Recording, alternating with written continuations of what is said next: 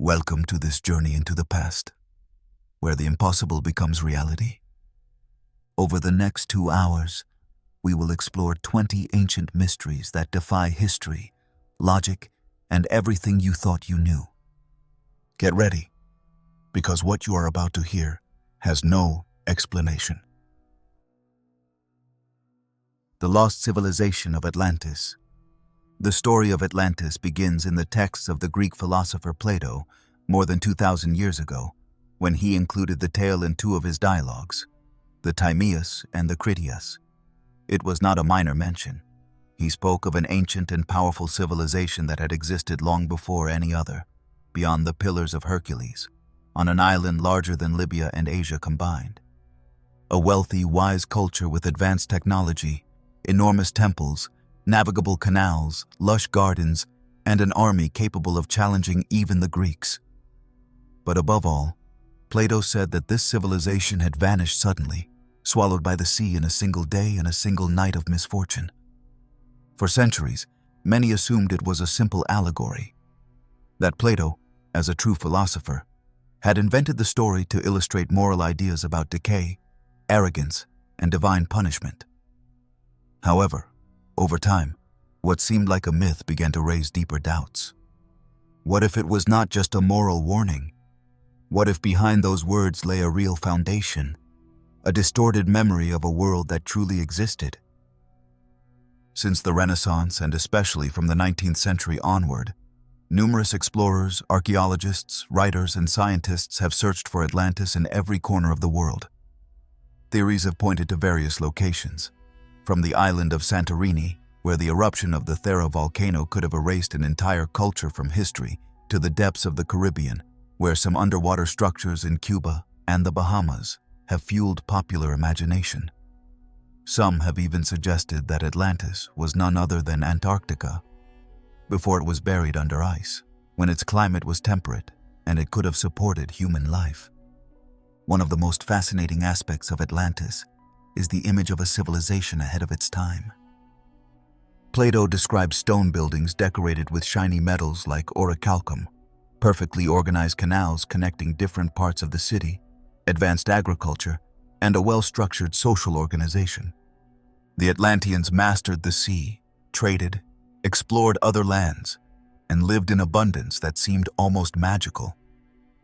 And yet, all of it was lost, abruptly, as if it had never existed. The story also speaks of punishment. According to Plato, the gods punished Atlantis for its arrogance and desire to conquer the world. This part of the story has been interpreted by some as a symbol, but also as a pattern that repeats throughout history. Civilizations that reach the height of their power only to fall due to their own mistakes or catastrophic events beyond their control.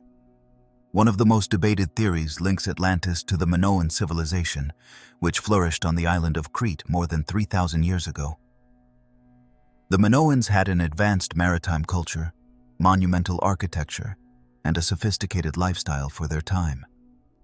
But a natural disaster, possibly the eruption of the Thera volcano, marked the beginning of their decline. The similarities between the fall of the Minoans and Plato's account are striking. However, some argue that the scale of Atlantis described by Plato goes far beyond what the Minoan culture was, and that the time he mentions, 9,000 years before Solon, is far older than the age of Crete. In the Americas, traces of Atlantis have also been sought. Some see echoes of that lost civilization in the pre-Columbian cultures of the continent. The Mayan cities in the middle of the jungle, with their astronomical observatories, pyramids, and mathematical knowledge, seem to emerge from nowhere. The Aztecs spoke of a place of origin called Aztlan, a mysterious island from which they departed to found their civilization. The coincidences, though superficial, have fueled the idea that the ancient peoples of the Americas might have been connected in some way to a more remote and unknown common past. Technology has also played a curious role in this enigma. Since seafloor scans became popular, strange structures have been detected underwater in various parts of the world. Some appear natural, others show alignments or shapes too regular not to arouse suspicion. In the 1990s, a supposed submerged city was discovered off the coast of Cuba, with stone blocks and geometric formations. The researchers involved in the discovery spoke of a city sunk more than 10,000 years ago, which would match the date Plato mentions in his texts. However, studies were not continued, and everything remained shrouded in a fog of uncertainty. Beyond geographic details, what keeps Atlantis alive in the collective imagination is its powerful symbolic charge. It represents the idea that there are deep voids in our past, chapters we do not know, cultures that may have existed and left an invisible mark. It reminds us that the history we study is only a part of what once was, and that there are fragments buried beneath layers of time, earth, and oblivion. Some believe that Atlantis was not a single place, but rather the name that has survived in memory for a global civilization prior to the Great Flood, as suggested by certain Sumerian legends or the accounts of the Popol Vuh. Other cultures speak of times before the Great Water, of sunken cities of gold, of wise men who arrived from the sea after the fall of a previous world.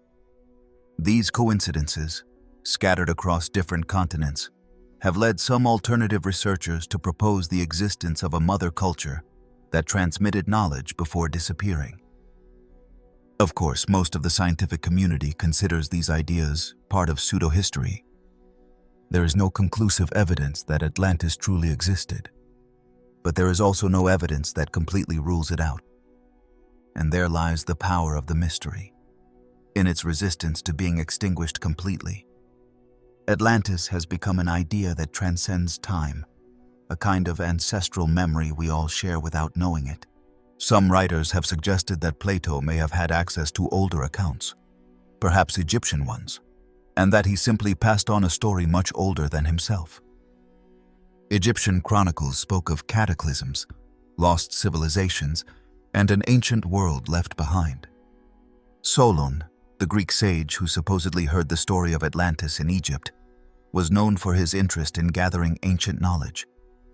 Perhaps the story had been told many times before reaching Plato, distorted, adapted, embellished, but with a core of truth hidden beneath layers of myth. The possibility that Atlantis once existed, even if only in the form of an advanced culture erased by time, confronts us with a question that goes beyond archaeology. What do we really know about our most remote past? How many civilizations have been buried without leaving a trace? Atlantis, more than a place, has become a symbol of what we do not know, of the history still waiting to be told. And while there is no definitive proof to confirm or deny its existence, it will continue to be one of the most powerful and evocative stories of the ancient world.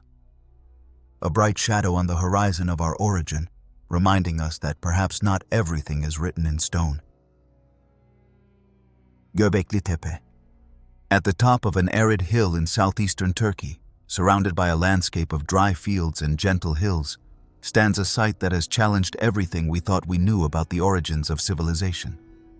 Its name is Göbekli Tepe, and for a long time it remained hidden beneath tons of earth, rocks, and centuries of oblivion. At first glance, it seemed just another mound among many, insignificant, a place without history. But what was hidden underneath would change the way we understand the human past. It was in the 1990s when a German archaeologist, Klaus Schmid, decided to excavate what many believed to be a common tomb or a minor settlement. What he found, however, was beyond any academic prediction.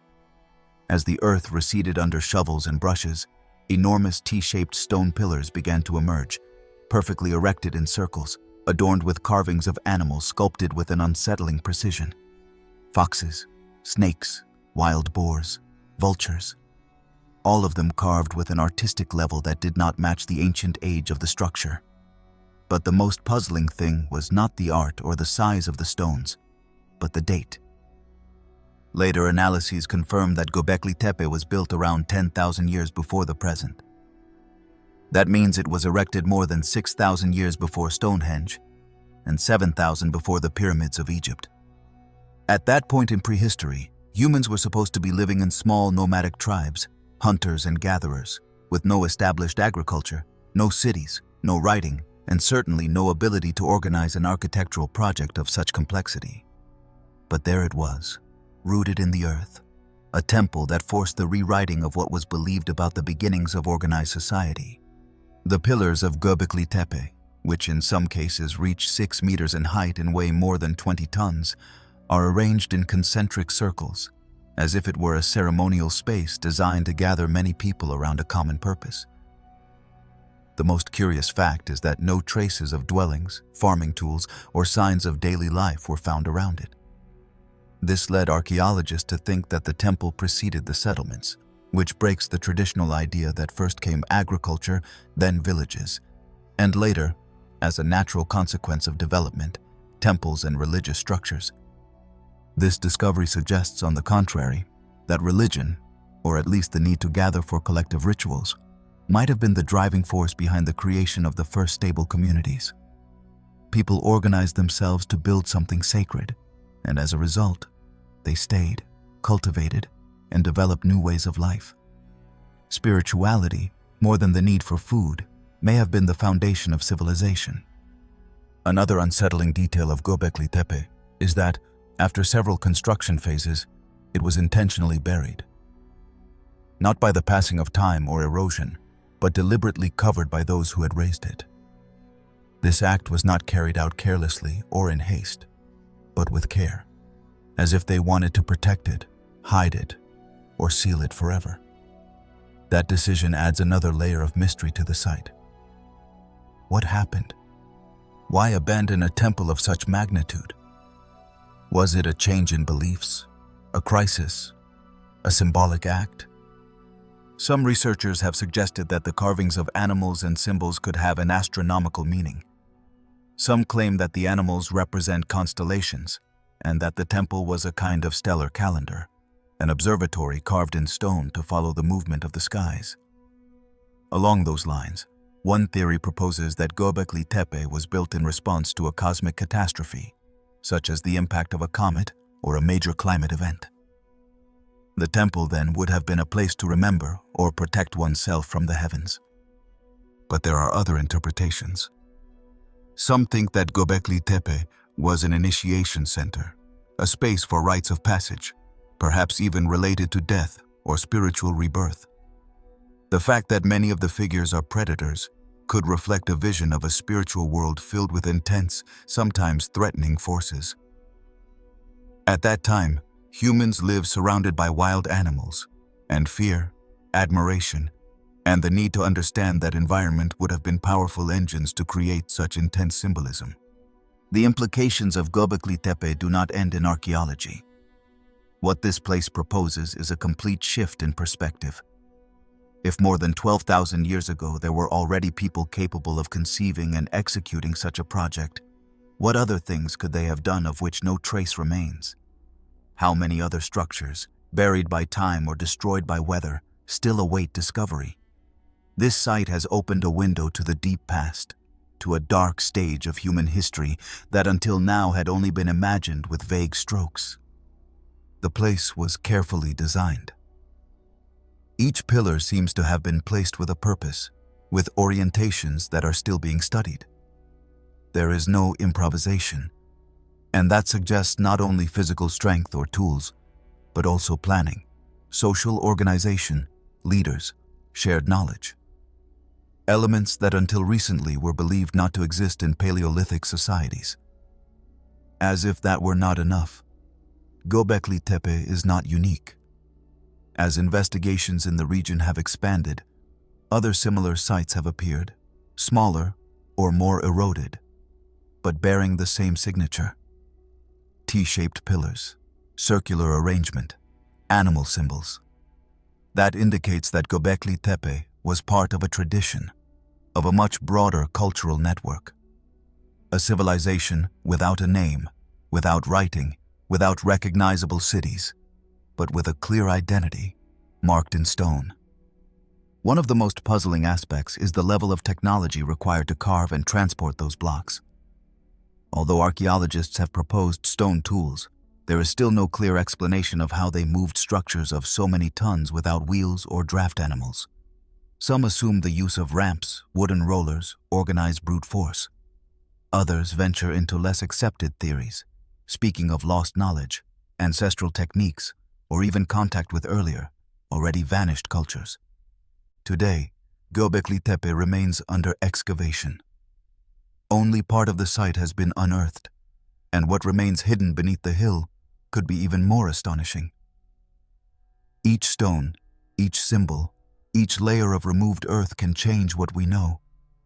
And in the meantime, the place continues to generate questions, fascination, and a certain vertigo. Because, in the end, what is most disconcerting is not what is seen, but what it suggests. That there was a time, long ago, when human beings were already dreaming big, already thinking of the beyond, already building with a vision that seemed ahead of its time. Göbekli Tepe is not just a temple. It is a whisper from the deep past, a voice that has remained silent for millennia and is now beginning to speak. Its story is not written in books or chronicles, but in stone carved by ancient hands. And each line, each shape, each structure tells us that perhaps the origin of civilization is not where we had placed it, that the beginning was much earlier and much more complex. The Lost City of Z. In the unfathomable heart of the Amazon rainforest, where trees rise like living cathedrals and rivers meander with the patience of centuries, lies a story that has fascinated explorers, archaeologists, and dreamers alike. It is the story of an obsession, of a never-confirmed civilization, and of a man who ventured into the unknown, convinced he would find a forgotten metropolis that would rewrite the history of the continent. He called it the Lost City of Z, and its search marked the end, or the beginning, of one of the most enigmatic legends of modern times. It all begins with Colonel Percy Harrison Fawcett, a British cartographer born in the mid-19th century, hardened by military discipline and forged at the edges of the known world. Fawcett was no ordinary adventurer. His reputation in geographical circles was impeccable. His maps of the Amazon, drawn with almost obsessive meticulousness, had helped define borders between conflicting countries. But beyond technical precision, there was in him a constant restlessness, a spirit that seemed to seek something deeper than lines on a page. During his expeditions through Brazil and Bolivia, Fawcett began hearing legends passed down by generations of indigenous peoples. Stories of lost cities, of ruins hidden beneath the impenetrable foliage, of carved stones and flagstone roads concealed by vegetation. These voices, which to many were mere folk tales, lit a fire in him that would never be extinguished. In his journals, he wrote of an ancient, sophisticated civilization capable of feats that did not fit conventional ideas about Amazonian peoples. He called it Z, not for any particular symbolism, but as the final point on his personal map, the ultimate destination of his life. Fawcett was not naive. He studied each clue with rigor. He consulted 16th century Portuguese archives that spoke of a large and wealthy city deep in the Mato Grosso, known as Manuscript 512. This document, written by an anonymous explorer, described columns, statues, and refined architecture, unlike anything the colonizers had encountered up to that time. If it were true, it meant that the heart of South America had once hosted cultures as advanced as the Mesoamerican ones, but completely erased by time and the jungle. In 1925, more convinced than ever, Fawcett organized his final expedition. He was accompanied by his son Jack and a young family friend, Raleigh Rimmel. In their backpacks, they carried only what was essential, relying on hunting and fishing to survive. They ventured into the Mato Grosso as if crossing a threshold into another era. After a few letters sent from the first camps, silence fell like a slab. Nothing was ever heard from them again. The colonel's disappearance echoed across oceans. Dozens of expeditions were launched to find them. Some failed, others also vanished. In a few years, the legend grew to monumental proportions. For decades, theories multiplied. Some believed Fawcett had been killed by hostile tribes, although no conclusive remains were ever found. Others imagined that he had succeeded in his quest, that he lived in hiding among a civilization that chose to remain apart from the modern world. Some even claimed he had crossed a threshold into another dimension. The jungle, undisturbed, kept its secret with the indifference of one who has witnessed centuries of oblivion. Over time, the city of Z became part of the collective imagination, that blurry frontier between archaeology and myth. But while many considered the tale a romantic fantasy, science began offering clues that revived the old colonel's obsessions. Since the early 21st century, technologies such as LiDAR scanning, which allows for the detection of buried structures without excavation, have revealed geometric patterns in the Amazon, remains of massive settlements, roads, plazas, canals, signs of a much more organized and extensive society than previously believed. In 2018, researchers discovered remains of more than 60 archaeological sites in the southwest Amazon, hidden by vegetation but aligned according to complex architectural principles. These were not isolated villages. They were interconnected urban centers with evidence of urban planning. Fawcett's legend suddenly no longer seemed delusional. Perhaps there was not just one city of Z, but many. Perhaps what he envisioned was not a monumental ruin like Teotihuacan or Angkor, but a completely different model of civilization. Diffuse, scattered, yet interdependent. The Amazon rainforest, long considered a wild and historyless territory, now reveals itself as an ecosystem profoundly shaped by human hands over centuries. Systems of intensive cultivation, such as the fertile soils known as terra preta, suggest advanced knowledge of agriculture and sustainability. These peoples did not merely survive in the jungle. They transformed it. Their legacy was covered by the forest, not destroyed by ignorance. Despite these revelations, the figure of Percy Fawcett remains the most powerful shadow hovering over this story. His search was not only archaeological, it was also symbolic. He represented the last archetype of the romantic explorer, one who not only seeks to discover the unknown, but to be transformed in the process. The city of Z, at its core, was a metaphor for perfection, for lost order, for a hidden utopia that would redeem the modern world with its ancient wisdom. Cinema, books, and graphic novels quickly turned the story into legend. Fawcett himself was portrayed as a tragic hero, somewhere between Indiana Jones and Ulysses. But beyond fiction, the legacy of a greater question remains. How many stories like this still lie hidden beneath the underbrush? How much of the past has been swallowed by the jungle, not by oblivion, but by the disinterest of those who only look toward the visible empires? Today, every archaeological discovery in the Amazon seems to whisper that Percy Fawcett was right, at least in spirit. We may never know exactly what he saw, or whether he even came close to what he imagined, but his intuition has withstood the test of time with a strange dignity. The lost city of Z, real or not, has fulfilled its deepest purpose: to awaken us from lethargy and force us to look with new eyes at the world's most ancient corners. Because perhaps the greatest mysteries are not the ones we solve, but the ones that teach us how to search. The Great Pyramid of Giza, amid the eternal sands of the Egyptian desert, where time seems to float motionless and the wind whispers ancient secrets, rises a colossus of stone that has defied logic, science, and imagination for millennia. The Great Pyramid of Giza is not merely a funerary monument, as the books dictate, nor a simple legacy of an ancient civilization. It is a structure that has withstood the passage of eras, the erosion of the desert, and the hands of man, preserving its mystery, its purpose, and its mathematical perfection intact.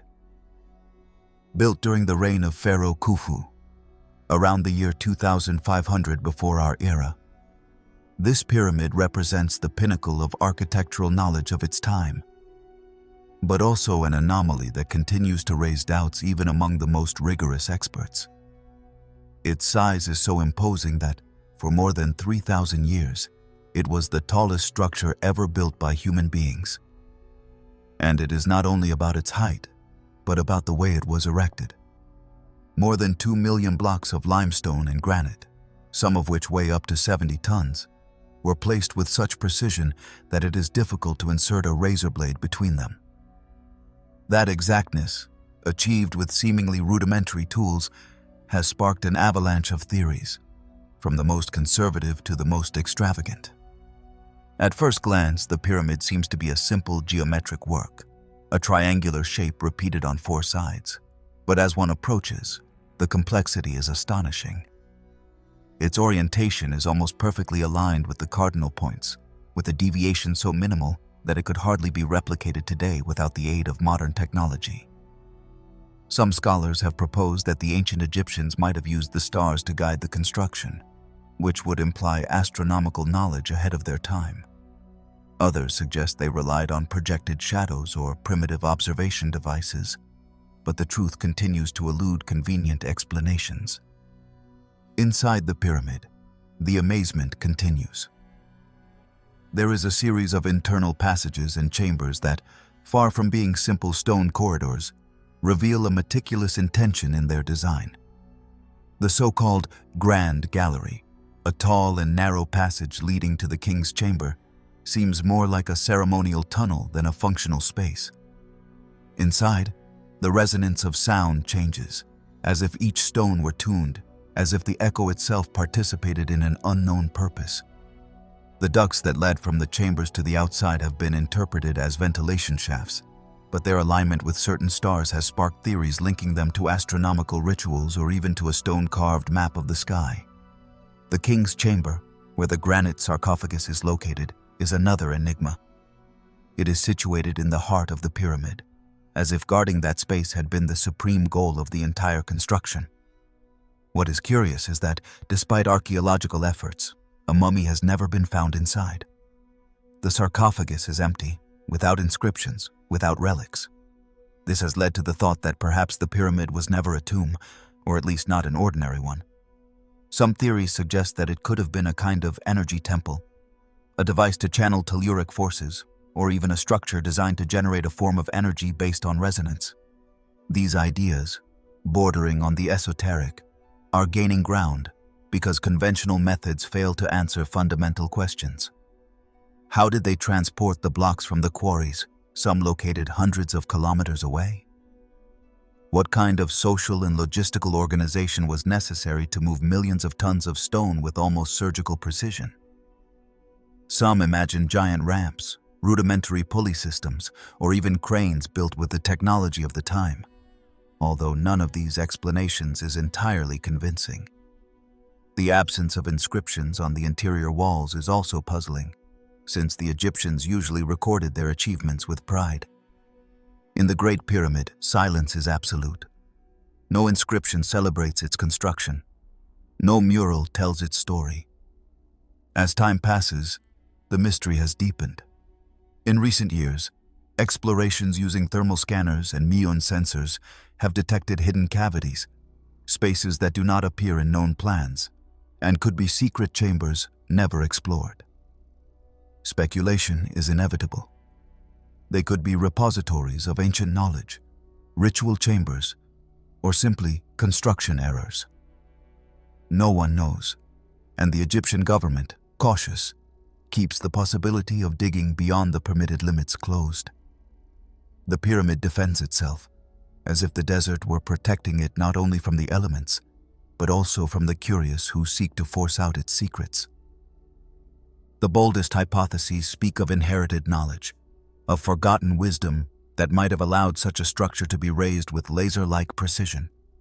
Some have even linked the pyramid to civilizations prior to the Egyptians, vanished cultures that left fragments of their science hidden beneath the surface of the ancient world. Others have compared its proportions to mathematical constants, such as pi or the golden ratio, which would open the door to a more symbolic almost universal dimension. According to this line of thought, the pyramid would not be an isolated construction, but part of an architectural code that points toward a greater truth. However, there is also beauty in the unknown. Perhaps the most powerful thing about the Great Pyramid is not what it hides, but what it represents. A human will capable of imagining the impossible and making it stone. An ambition that defies the limits of time, that transforms sand and rock into a perpetual monument. Because in the end, the Great Pyramid has not lost its strength. It remains there, motionless under the Egyptian sun, as civilizations come and go, as empires fall and centuries collapse like dust. One who stands before it does not just see an ancient construction.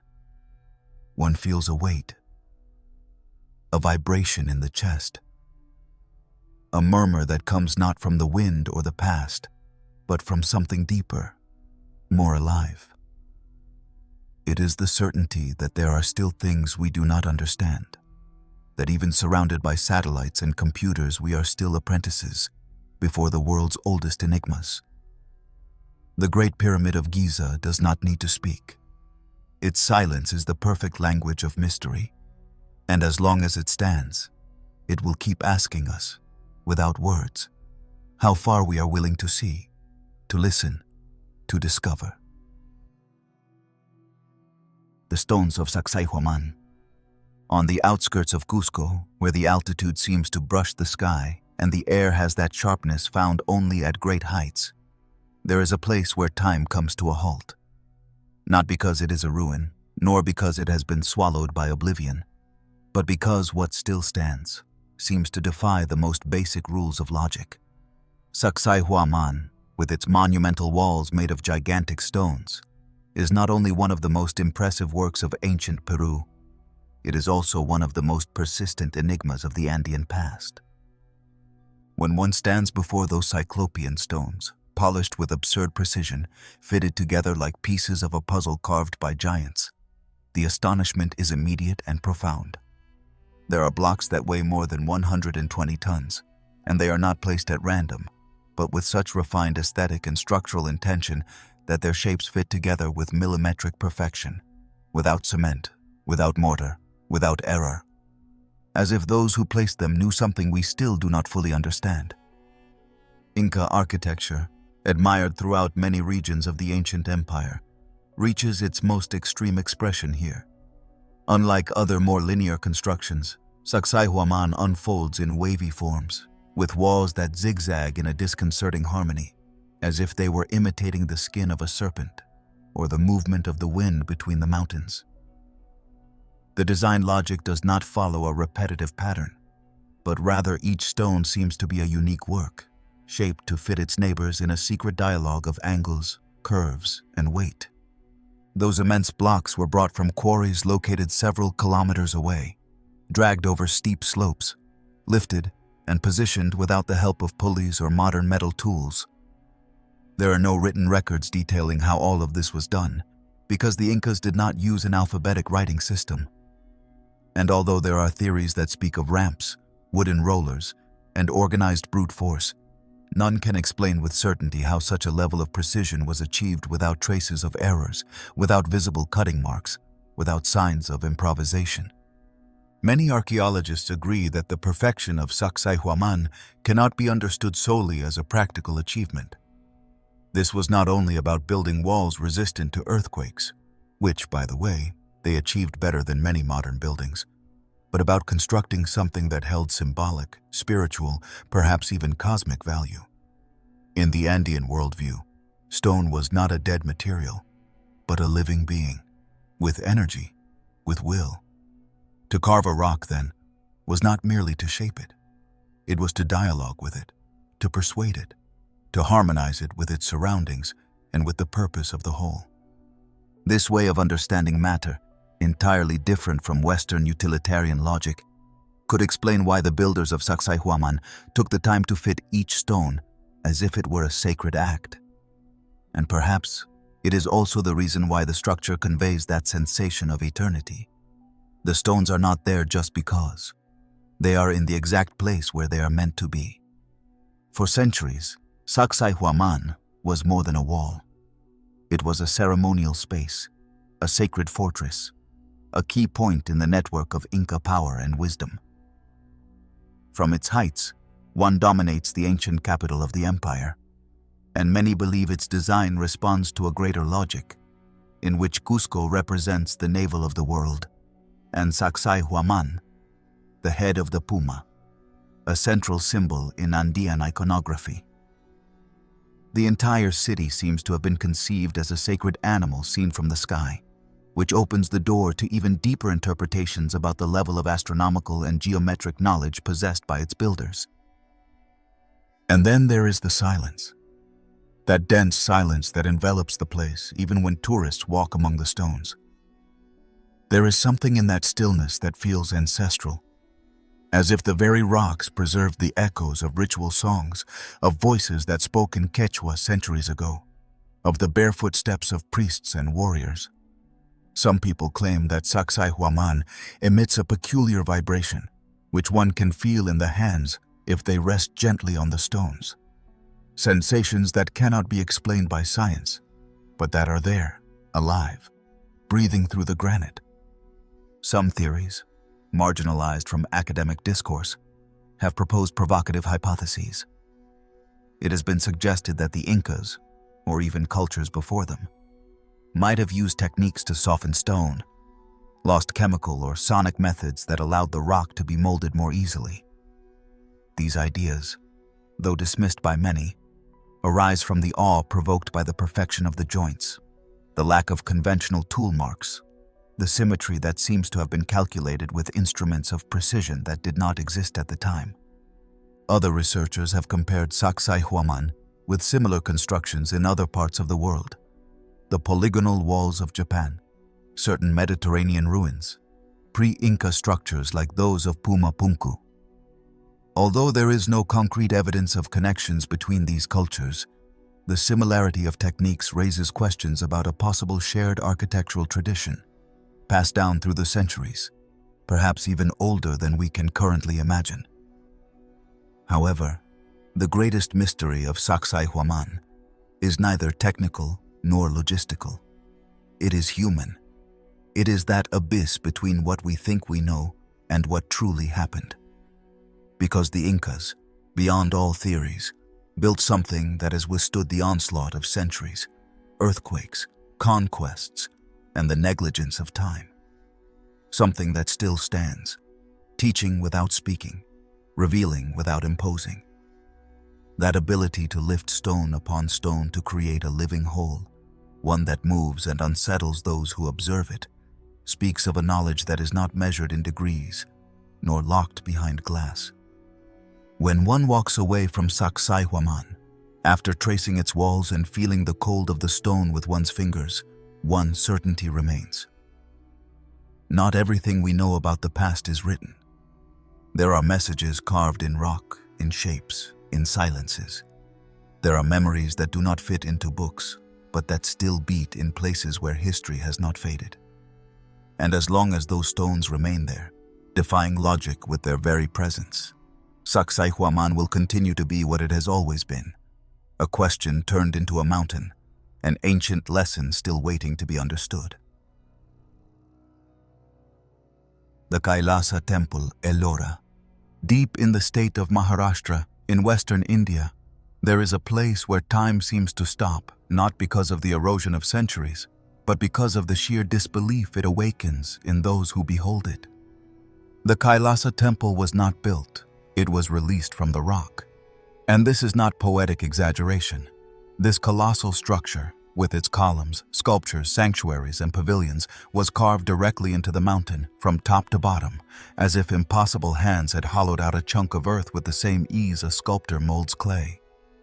What remains is not a ruin nor an abandoned temple, but an act of genius carved in stone, a feat that defies the traditional categories of art, architecture, and engineering.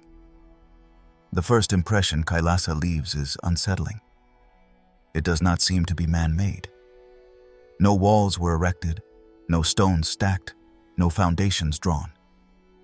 What one sees is sculpted emptiness, Negative space turned into form.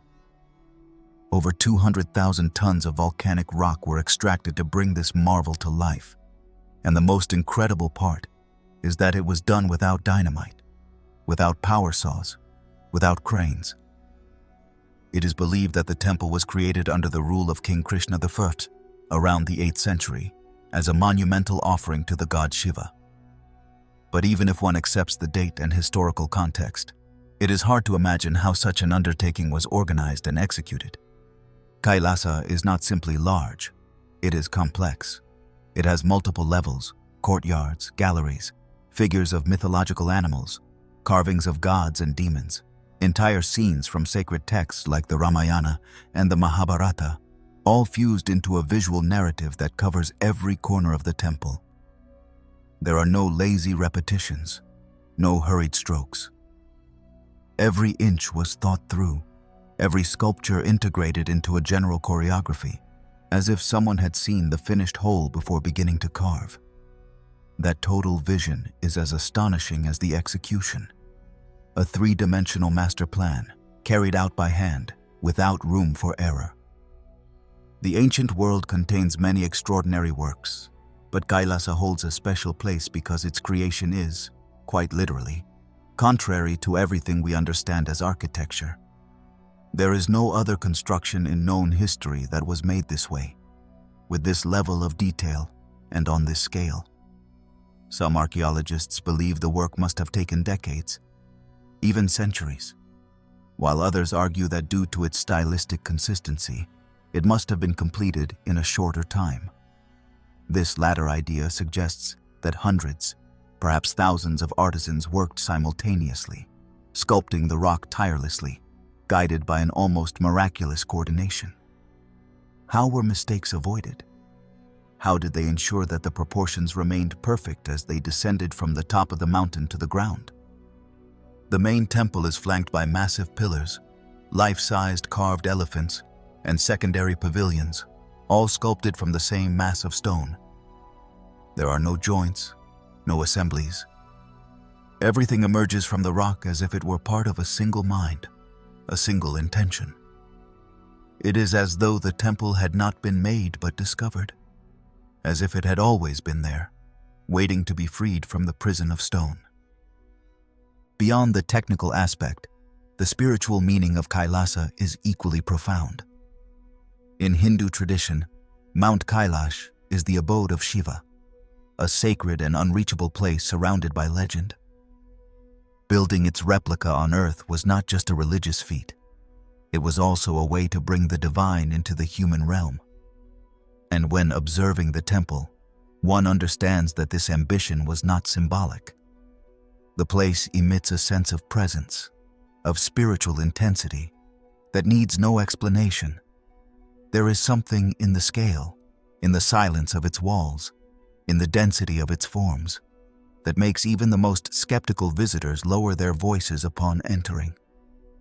Through the centuries, the temple has survived monsoons, plundering, changing empires, and abandonment. It was excavated, abandoned, and rediscovered more than once, and yet its structure remains intact, as if the stone refused to age. The carvings, though eroded in some places, retain an expressive strength rarely found in other temples. The faces of the deities, the dynamic postures of celestial warriors, the details of the garments, all speak of a time when art and devotion walked hand in hand, and when perfection was not a goal, but an obligation. One of the most intriguing aspects of Kailasa is that it does not stand alone.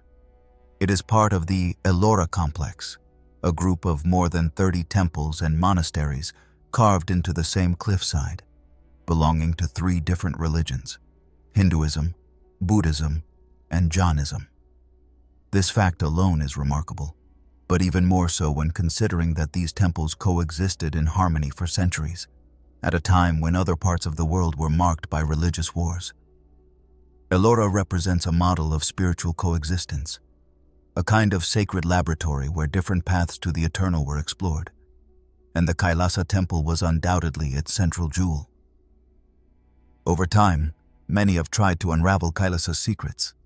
Some have given in to theories bordering on the fantastic, lost civilizations with forgotten technologies, knowledge that came from the sky, telluric energies that guided the artisan's hands.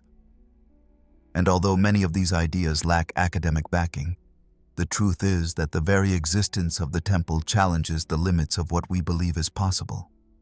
Even if we accept that it was all done with hammers, chisels, and infinite patience, the result still seems like a miracle.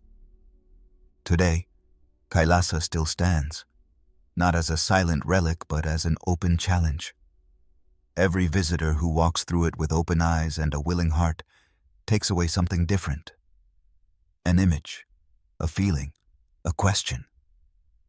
Because Kailasa cannot be exhausted by technical explanation or historical analysis. It is a place to be experienced, to be felt, to be stored deep within without needing to fully understand it. Perhaps that is what makes it so powerful. The Kailasa temple is proof that there are things human beings can achieve when they believe in something greater than themselves. A work where the spiritual and the material merge into living stone, and where the impossible somehow was made real. The Yonaguni Monument.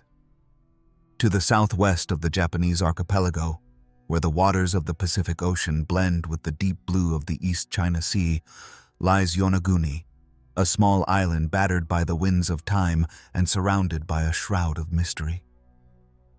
There, beneath the constant waves and unrelenting currents, rests a set of underwater structures that has divided scientists, archaeologists, divers, and even the local inhabitants themselves. What lies submerged at that point on the map resembles nothing seen before, and since its discovery, the Yonaguni Monument has been identified as one of the great geological and archaeological enigmas of the modern world.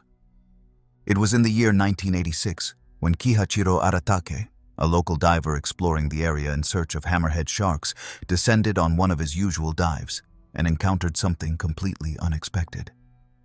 In front of him stretched what appeared to be stepped platforms, smooth walls with right angles, staircases carved with precision, and shapes that clearly suggested human intervention. He was not observing mere rocks, that was evident. That discovery sparked a flame that, with time, has never ceased to burn.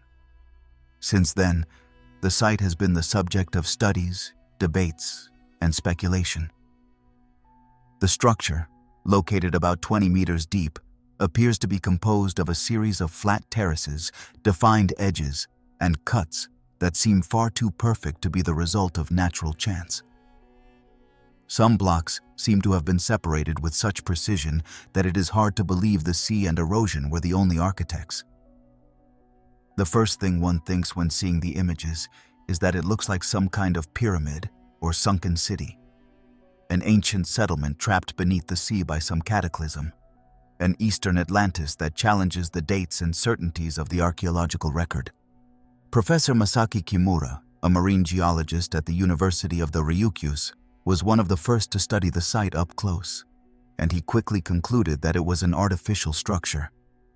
For him, tool marks, carvings that appear to represent animals and symbols, as well as the general layout of the monument, are proof that someone, thousands of years ago, worked the rock with a clear purpose. According to his estimates, the monument could be more than 10,000 years old, a date that, if true, would completely change what we know about human civilizations in that region of the world. However, many experts have responded with skepticism. Some geologists insist that the set of visible shapes at Yonaguni can be explained through known geological processes, such as the combined action of tectonic fractures, marine erosion, and sedimentation. From this perspective, what is perceived as staircases and straight platforms are the result of the natural fragmentation of sandstone, a formation that tends to break in straight lines due to its internal structure. This type of formation, they affirm, has been observed in other parts of the world, both underwater and on the surface. But there is something in Yonaguni that resists purely geological logic. There are details that do not entirely fit. There have been reports of what seem to be paths, channels, a large solitary pillar, and even a cavity resembling a tunnel or entrance. These features raise more questions than answers. Additionally, some researchers have pointed out that the lines and angles of the monument appear to follow consistent geometric patterns, something uncommon in natural formations, where irregularity is usually the norm. As more divers and scholars have examined the site, the debate has grown stronger and more complex.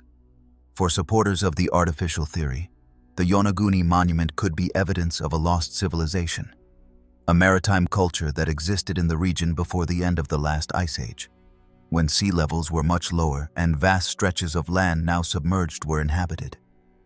According to this view, the rising oceans would have buried entire towns underwater, taking with them the traces of a history still untold.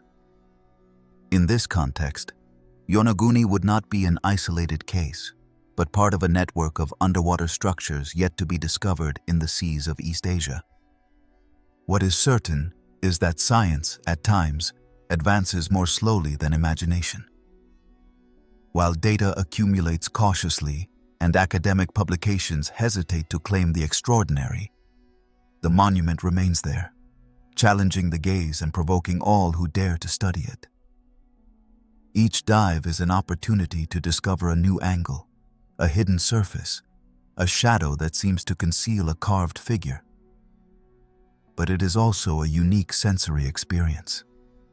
To see Yonaguni underwater, among swirls of fish and beams of light that pierce the sea like crystal spears, evokes a mixture of vertigo and reverence. There is something ancestral in those submerged stones, something that speaks to the deepest instinct of the human being, the one that seeks to understand its place in the history of the world. For the local inhabitants, the monument has taken on an almost mystical dimension. Some say their grandparents already spoke of ruins beneath the sea, of fallen gods and cities swallowed by the waves. Others have incorporated the site into their legends, giving it a sacred value that escapes technical language. In that intersection between myth and evidence lies much of the magic of Yonaguni.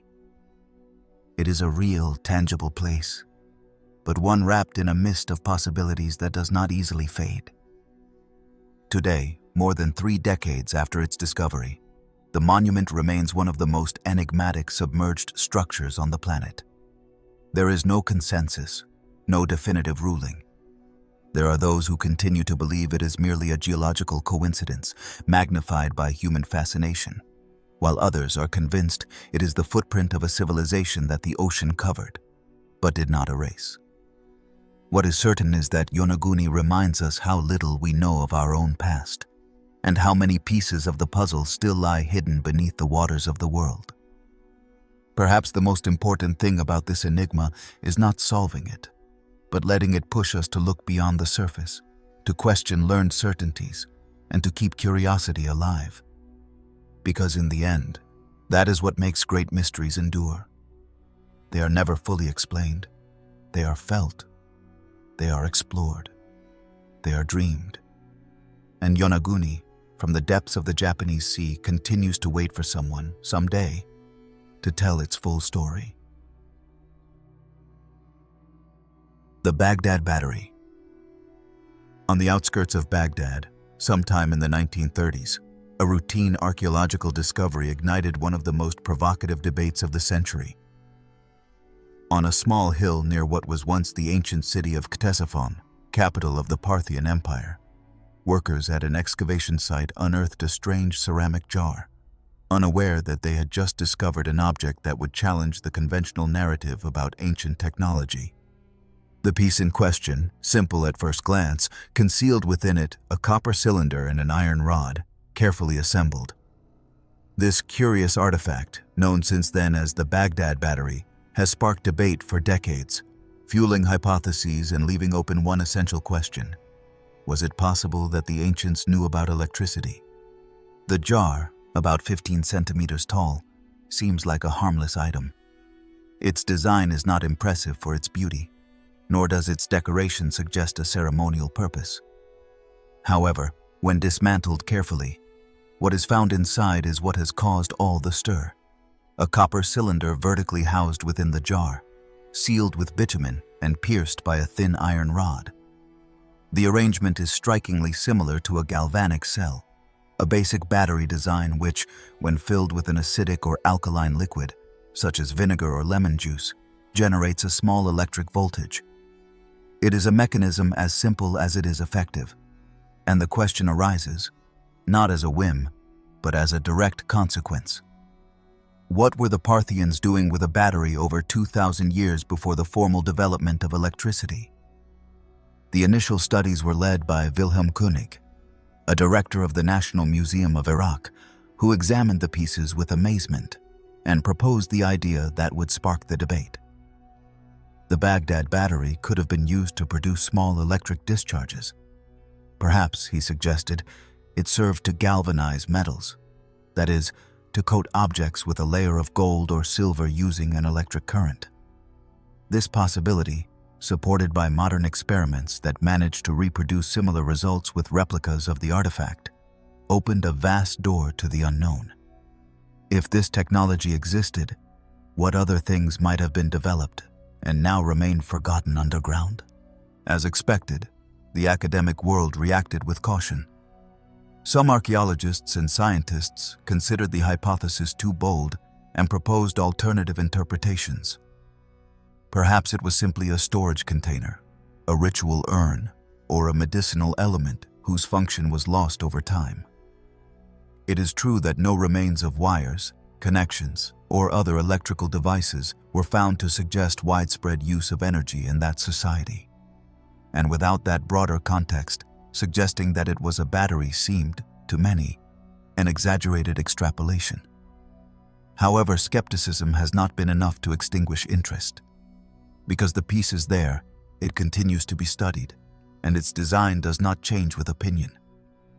Replicas of the artifact, built by various researchers and enthusiasts, have shown that the voltage generated is real. It is not an impressive figure, about 1 or 2 volts per unit, but it is energy after all.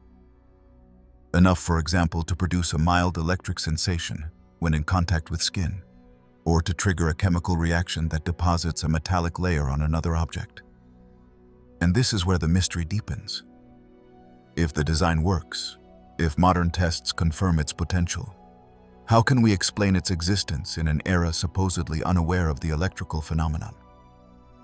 Some defenders of the theory of the battery as a functional tool have pointed out that the ancient Parthians or even the Mesopotamians could have discovered the effects of certain metals and liquids through empirical means, without understanding the principles behind them. In other words, they may have known what worked without knowing why.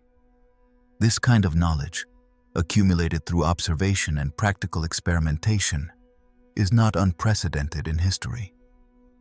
Many ancient techniques, such as pigment production, essence distillation, or advanced metallurgy, emerged long before the laws that explain them were formulated. The difference here lies in the nature of the phenomenon. Electricity, which we associate with the modern world, seems far too advanced to be the product of a civilization that left no written records of such knowledge. But the story does not end there. Some go further and link the Baghdad Battery to a possible chain of lost knowledge, a line of development that did not prosper due to historical reasons, wars, looting, or simple abandonment. This idea, although it cannot be proven with direct evidence, finds a certain resonance in other cases where astonishing technologies appeared in isolation in the past, such as the Antikythera Mechanism or certain surgical tools found in Roman tombs. These are scattered pieces, fragments of a larger puzzle that we may never see completed. In the case of the battery, what keeps the controversy alive is not just its potential functionality, but the vacuum surrounding its purpose. There is no definitive explanation that settles the case, and that open space fuels both speculation and wonder. Perhaps it is precisely this ambiguity that makes it a perfect symbol of ancient mysteries. Objects that do not fit, that challenge accepted timelines, that appear without warning and force us to reconsider what we take for granted. Over time, the Baghdad Battery has transcended scientific circles. It has been featured in documentaries, novels, and theories that push the boundaries of the acceptable. It has even been linked to theories about ancient contact with more advanced civilizations, although these ideas rarely find support among experts. Even so, the artifact persists as a disturbing element, as if its mere existence suggests that the past was far more complex than we usually admit. Today, the original piece is no longer in its museum. After the 2003 invasion of Iraq, many objects from the National Museum of Baghdad were looted or destroyed, and its current whereabouts are uncertain. That loss is not only patrimonial, but symbolic. An object that represents the mystery of what was possible has vanished, as if time itself had chosen to keep it secret. But the questions, the images, the documents, and the replicas survive. And with them, the spark of a doubt that remains lit. We may never know for certain who made the Baghdad Battery or why. Perhaps it was an accident, a coincidence magnified by time. Or perhaps it was part of a deeper knowledge, a science that once emerged and then disappeared. In either case, its story continues to be told. And that, in itself, is a form of energy, the electricity of mystery, the current that keeps flowing through the centuries, waiting for someone bold enough to connect the wires of the past. The Antikythera Mechanism. At the bottom of the Aegean Sea, trapped among the rusted remains of a Roman shipwreck that had been hidden for centuries by the currents and silence, there was something that seemed not to belong to its time. A cluster of corroded gears, pieces of bronze fused together by the passage of centuries. A structure that at first was seen as a shapeless mass, like a fragment of machinery without purpose. It was the year 1901, and the sponge divers who found it never imagined that they had just set in motion one of the greatest archaeological revolutions of the 20th century. That object, recovered among broken amphorae, statues, and remnants of ancient trade, would come to be known as the Antikythera Mechanism. From the beginning, it was an anomaly. Its presence did not fit with the rest of the findings, and what was most puzzling was not its shape, but its complexity. As studies progressed, what at first appeared to be an unrecognizable artifact began to reveal an astonishing internal machinery, perfectly toothed gears, interconnected wheels of different sizes, numbered scales, minuscule inscriptions. They were facing a device with a technical precision that, according to official timelines, should not have existed in that era. The shipwreck from which it was extracted dates to approximately the 1st century before our era. And yet the mechanism, in its essence, anticipates technological developments that would not be seen again for at least 1,500 years. It is as if someone had left a Renaissance machine forgotten in the days of the Roman Empire. Comparisons with the astronomical clocks of the 18th century are inevitable. But the truly shocking thing is that the Antikythera Mechanism was not a decorative piece, nor a useless imitation. It was a functional astronomical calculator, capable of predicting planetary movements, solar and lunar eclipses, and even indicating the dates of the Olympic Games. We are not speaking of a simple machine. The mechanism contained more than 30 bronze gears, some of them extremely small, hand-carved with a precision that required advanced tools and mathematical knowledge applied to circular motion. The studies carried out with X-rays, three-dimensional tomography, and digital modeling have made it possible to reconstruct much of its structure, revealing a multi-level design that mechanically reproduced the movement of celestial bodies. What this artifact achieved was to simulate the cosmos with gears, a profoundly modern idea, born from a mind that understood the universe as a logical, ordered, and predictable system. For a long time, ancient history was told to us from the premise that the technical knowledge of the Greeks and Romans was limited to basic principles of geometry, architecture, and natural philosophy. Their brilliance was acknowledged, but they were portrayed more as observers than as engineers. The Antikythera Mechanism came to shatter that vision. It showed us that someone, somewhere in the Hellenistic world, had conceived a way to represent time and the sky through a machine that could also be operated by a crank, allowing astronomical events to be calculated for the past or future. a kind of mechanical computer 2,000 years before the birth of computing. The question then became inevitable. Who made it? The clues are scarce, but the Greek inscriptions, the names of the months, and the astronomical terms suggest a clear origin in the Hellenistic world, perhaps Alexandria or Rhodes, centers of knowledge where science and art intertwined naturally. Some researchers have proposed that the machine may have been designed under the influence of Hipparchus, the great astronomer who described the movement of the precession of the equinoxes. Others point to the school of Archimedes, whose fame as an inventor and mathematician would perfectly fit a device of this nature. However, the most puzzling thing is not so much who made it, but why that knowledge disappeared. How is it possible that such advanced technology, capable of combining astronomy, mechanics, and mathematics with that level of sophistication, left no trace in the following centuries? Why have we not found more similar mechanisms in other places or nearby periods? Some speculate that these kinds of artifacts were extremely rare, custom-made, destined for a very small group of educated elites. Others believe that the knowledge required to build it was destroyed with the burning of the Library of Alexandria, or simply fell into oblivion as wars, political collapses, and cultural shifts swept away the pillars of accumulated knowledge. It is a painful reminder that history is not always a continuous progression. Sometimes humanity reaches extraordinary heights and then retreats, forgetting how it got there. The Antikythera Mechanism is proof of a lost peak, of a moment when human ingenuity was capable of transforming the heavens into gears. And although today we contemplate it through glass and display cases, with the fragility of a millennia-old object damaged by the sea, its presence remains powerful. Because it is not just an artifact, it is an idea made of metal, an idea that survived storms, centuries, and ignorance. In recent years, fascination with this mechanism has grown exponentially. International teams have worked for decades to understand its complete functioning. Each advance in its analysis has revealed new levels of complexity.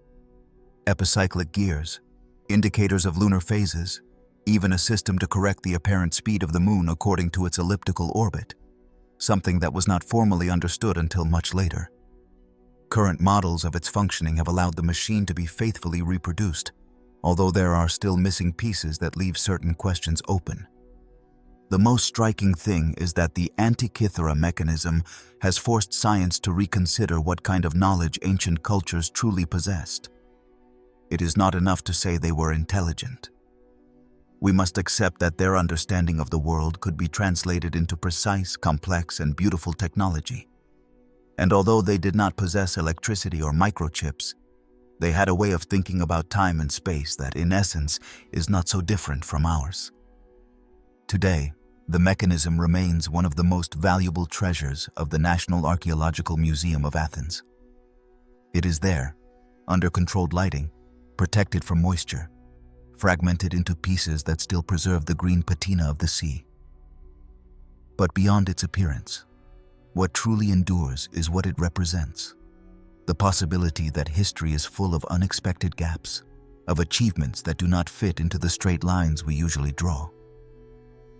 The Antikythera Mechanism is an ancient voice speaking to us from the depths of the sea and time. And as long as we keep listening, as long as we keep reconstructing its message, there will be hope that we can understand something more about ourselves, about what we were once capable of imagining, and perhaps about what we may still achieve again. Because if an ancient civilization was able to capture the sky in a box of gears, maybe we are not so far from remembering what we once already were. The Longyou Caves. In the Chinese province of Zhejiang, in a corner that for centuries went unnoticed among rice fields, villages, and gentle mountains, lies one of the most baffling discoveries of recent times.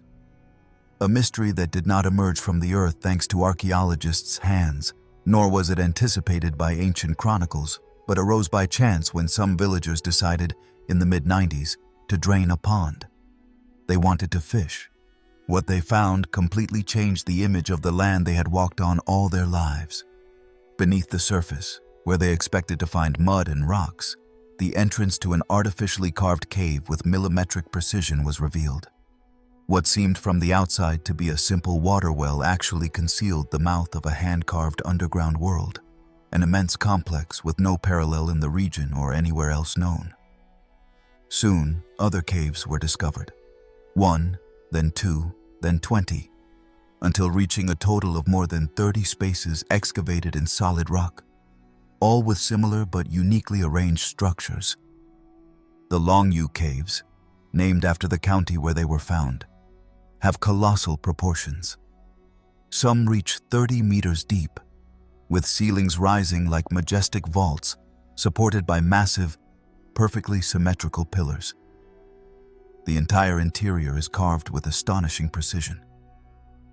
The walls, ceilings, and floor share the same pattern of diagonal parallel lines carved in a rhythmic texture that runs over the surface as if traced by a constant tool, repeated tirelessly for months, perhaps years. The regularity of this detail is so exact that it might seem machine-made, although analysis clearly shows they were hand-carved. The most fascinating aspect is not only the scale or the technique, but the complete absence of references. No document, no ancient text, no engraving mentions these constructions. For a culture like China's, which has left detailed records of almost every aspect of its history, this omission is deeply strange. The caves seem to have been built by a ghost civilization, one that either did not want to, or could not, leave a record of its achievement. There are no tool remains, no smoke traces, no skeletons, no signs of life inside. Only stone, empty and perfect. Engineers who have studied the site agree on one thing: doing this today, with modern technology, would be a colossal task. It is estimated that each cave required the extraction of tens of thousands of cubic meters of stone, which would have involved hundreds of people working for years. Yet not a single debris pile has been found. All the excavated material disappeared without a trace. There are no waste mountains around the area, no obvious deposits, as if the rocks simply vanished into thin air. The design of the caves also raises suspicions of very advanced planning. Although all share a similar structure, access steps, columns, internal chambers, each is oriented differently, with no obvious alignments between them. This suggests that each cave was conceived as an autonomous space, even though they share the same architectural language. Some have platforms that look like stages or altars. Others possess channels carved into the floor that could have served to drain water, or for more symbolic purposes. And in the deepest ones, the echo behaves in a particular way, as if the acoustics had been carefully studied. Among the theories proposed to explain their function, there are many. Some believe they were secret storage spaces, shelters against disasters, or burial chambers for unknown elites. Others suggest they were temples, places of worship dedicated to practices lost in time. There has also been talk of centers of knowledge, underground observatories, or even ritual constructions where ceremonies requiring total isolation from the outside world were performed. But none of this can be confirmed because there is no clear evidence, only the space, the stone, and the silence. The boldest hypothesis holds that the caves could be the work of a culture predating China's written history, an ancient civilization vanished without leaving a legacy, whose technical knowledge was buried along with its intentions. In this context, Longyou would be a relic of a deeper past than we believe, a fragment of a forgotten humanity, erased by centuries and the transformations of the world. This idea, although seductive, has not been accepted by the academic world, which prefers to keep the mystery safely labeled as ancient construction without documentation. The truth is that the Longyou Caves defy any visitor's expectations. Upon entering, the air changes. Sound subtly fades, as if the walls absorbed voices. Natural light dissolves into soft shadows that accentuate the geometry of the space. And there is something in the atmosphere, a kind of thick stillness, that makes one move more slowly, as if the place imposed its own rhythm. It is not difficult to imagine that activities requiring concentration, solemnity, or secrecy took place here. During the first years after their discovery, the local government promoted the caves as a tourist attraction. Walkways were installed, the interior was lit, and the site gained fame among the curious and travelers. But despite interest, serious studies have advanced slowly. There is no official excavation ongoing. There is no international team dedicated to unraveling their origin. It is as if the mystery causes more discomfort than motivation. As if it were preferable to leave the caves where they are, without questions, without overly ambitious theories. There is an implicit lesson in all this. The Longyou Caves do not shout their mystery. They do not impose themselves with drama. They are discreet, silent, deep. Their enigma does not come from exaggeration, but from their very existence. They are there, sculpted in solid rock, and that is enough. No stories of extraterrestrials are needed, no impossible theories, no added mythologies. The mere fact that they exist, without clear explanation, is enough to leave us breathless. And perhaps, in that silence, lies their greatest power. The Longyou Caves force us to face the limits of what we know, of what we understand about the human past. They remind us that beneath our feet there may be untold stories, feats that left no words, only traces in stone, and that, from time to time, a simple pond can hide the entrance to a world waiting to be discovered. The Dropa Stones. At the edges of the Himalayas, where the mountains touch the sky with their snowy peaks and the air seems to have been filtered by centuries of silence, there is a story that has traveled the world wrapped in mystery, controversy, and a persistent feeling that there is something beyond what has been told to us.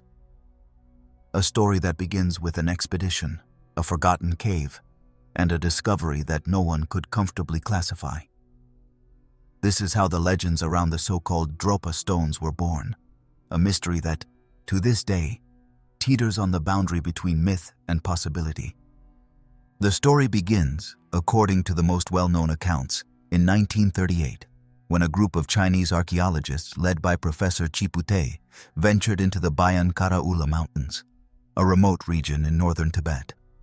They were searching for traces of ancient human settlements, caves used by nomadic peoples, or perhaps tombs hidden by time. What they found was something else. In a series of caves carved into the mountainside, they discovered tiny skeletons, fragile bodies with disproportionately large skulls and bone structures that did not match any known population in the region. Around those remains, dozens of circular stones rested on the dusty ground, perfectly round, flat, with a hole in the center and spiral grooves that seemed carved with precise intent. They were stone discs, similar in shape to a vinyl record, but with a surface marked by fine lines that, according to those who examined them, contained tiny, unknown writing. More than 600 pieces were reportedly found, each slightly different, though all shared the same structure and that mysterious spiral that researchers at the time could not decipher. The story took an unexpected turn when it was claimed that, after years of study, part of the text was finally translated. Here is where the story begins to step outside the usual boundaries of archaeology. According to the supposed results of that translation, the discs narrated the arrival of a race of beings from another planet, the Dropa, whose spacecraft had crashed in that mountainous area about 12,000 years ago. Unable to return, those beings were said to have become trapped on Earth, forced to live alongside local tribes. The narrative spoke of their suffering, their attempt to integrate, and the conflicts they faced. All of this was engraved on stone discs that no one expected to find in that place. As expected, this story was met with a mixture of fascination and rejection.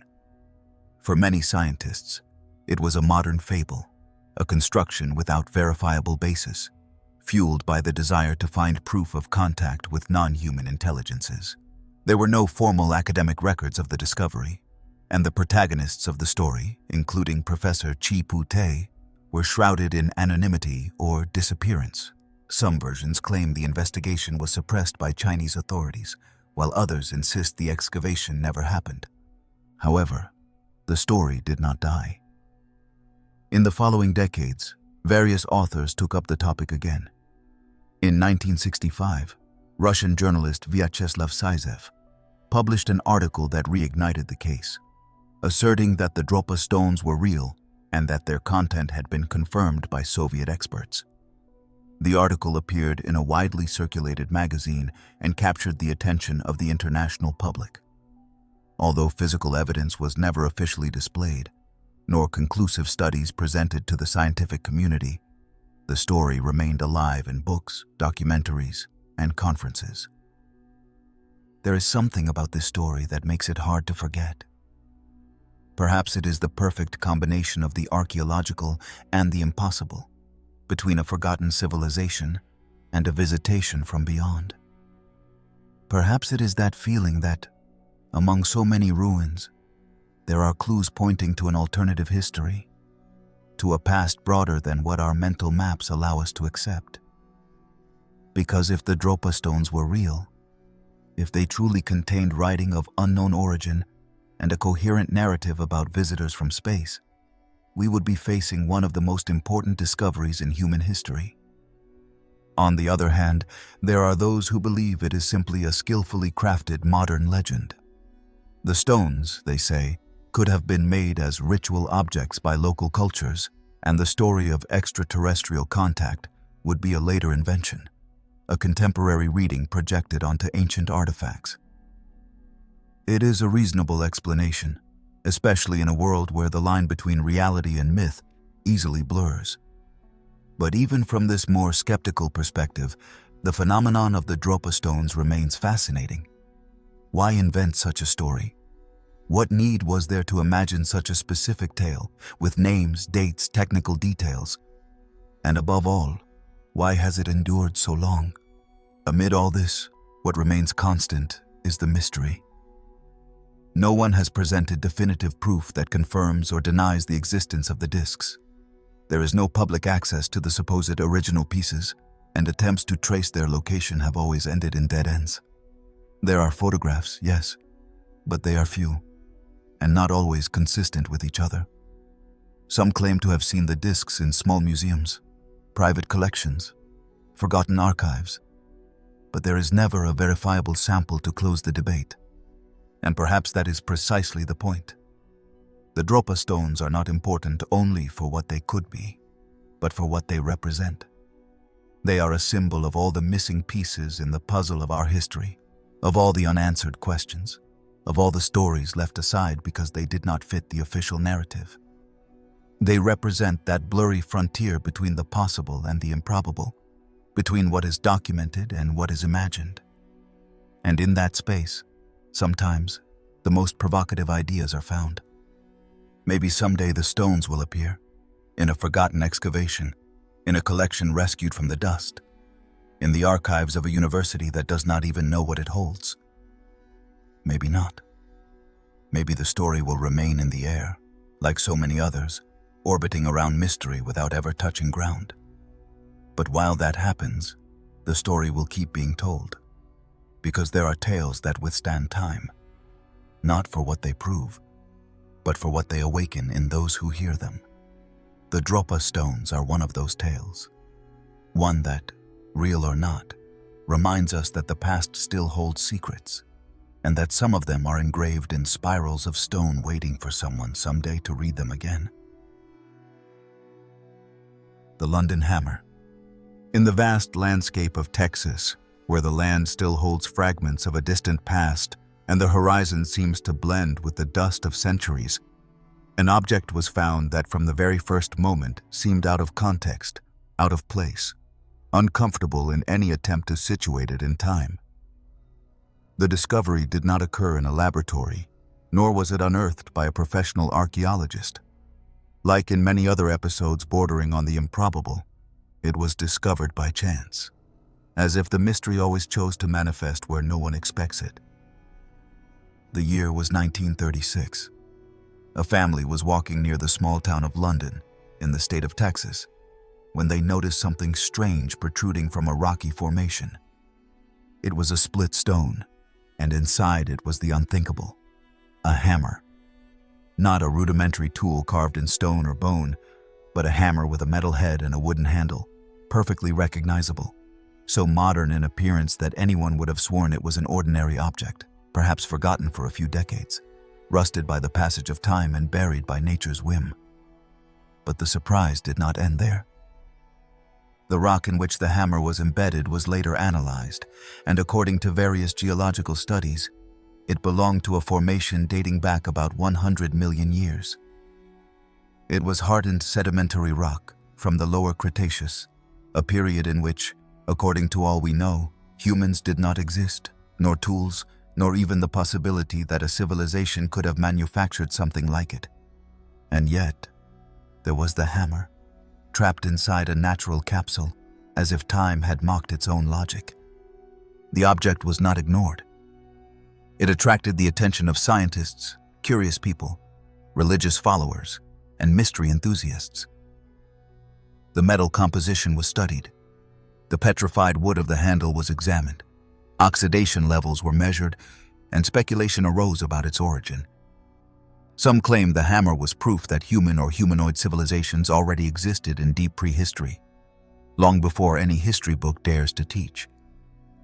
Others, with a more skeptical approach, proposed alternative explanations, that the hammer was a modern tool which, through an uncommon combination of geological conditions, became trapped in a rapid concretion process, giving it the appearance of antiquity. The truth is, to this day, no one has been able to provide a definitive answer. The piece is preserved in what has been called the Museum of Creation Evidences, a small facility in Texas where objects that challenge conventional theories of evolution and human history are displayed.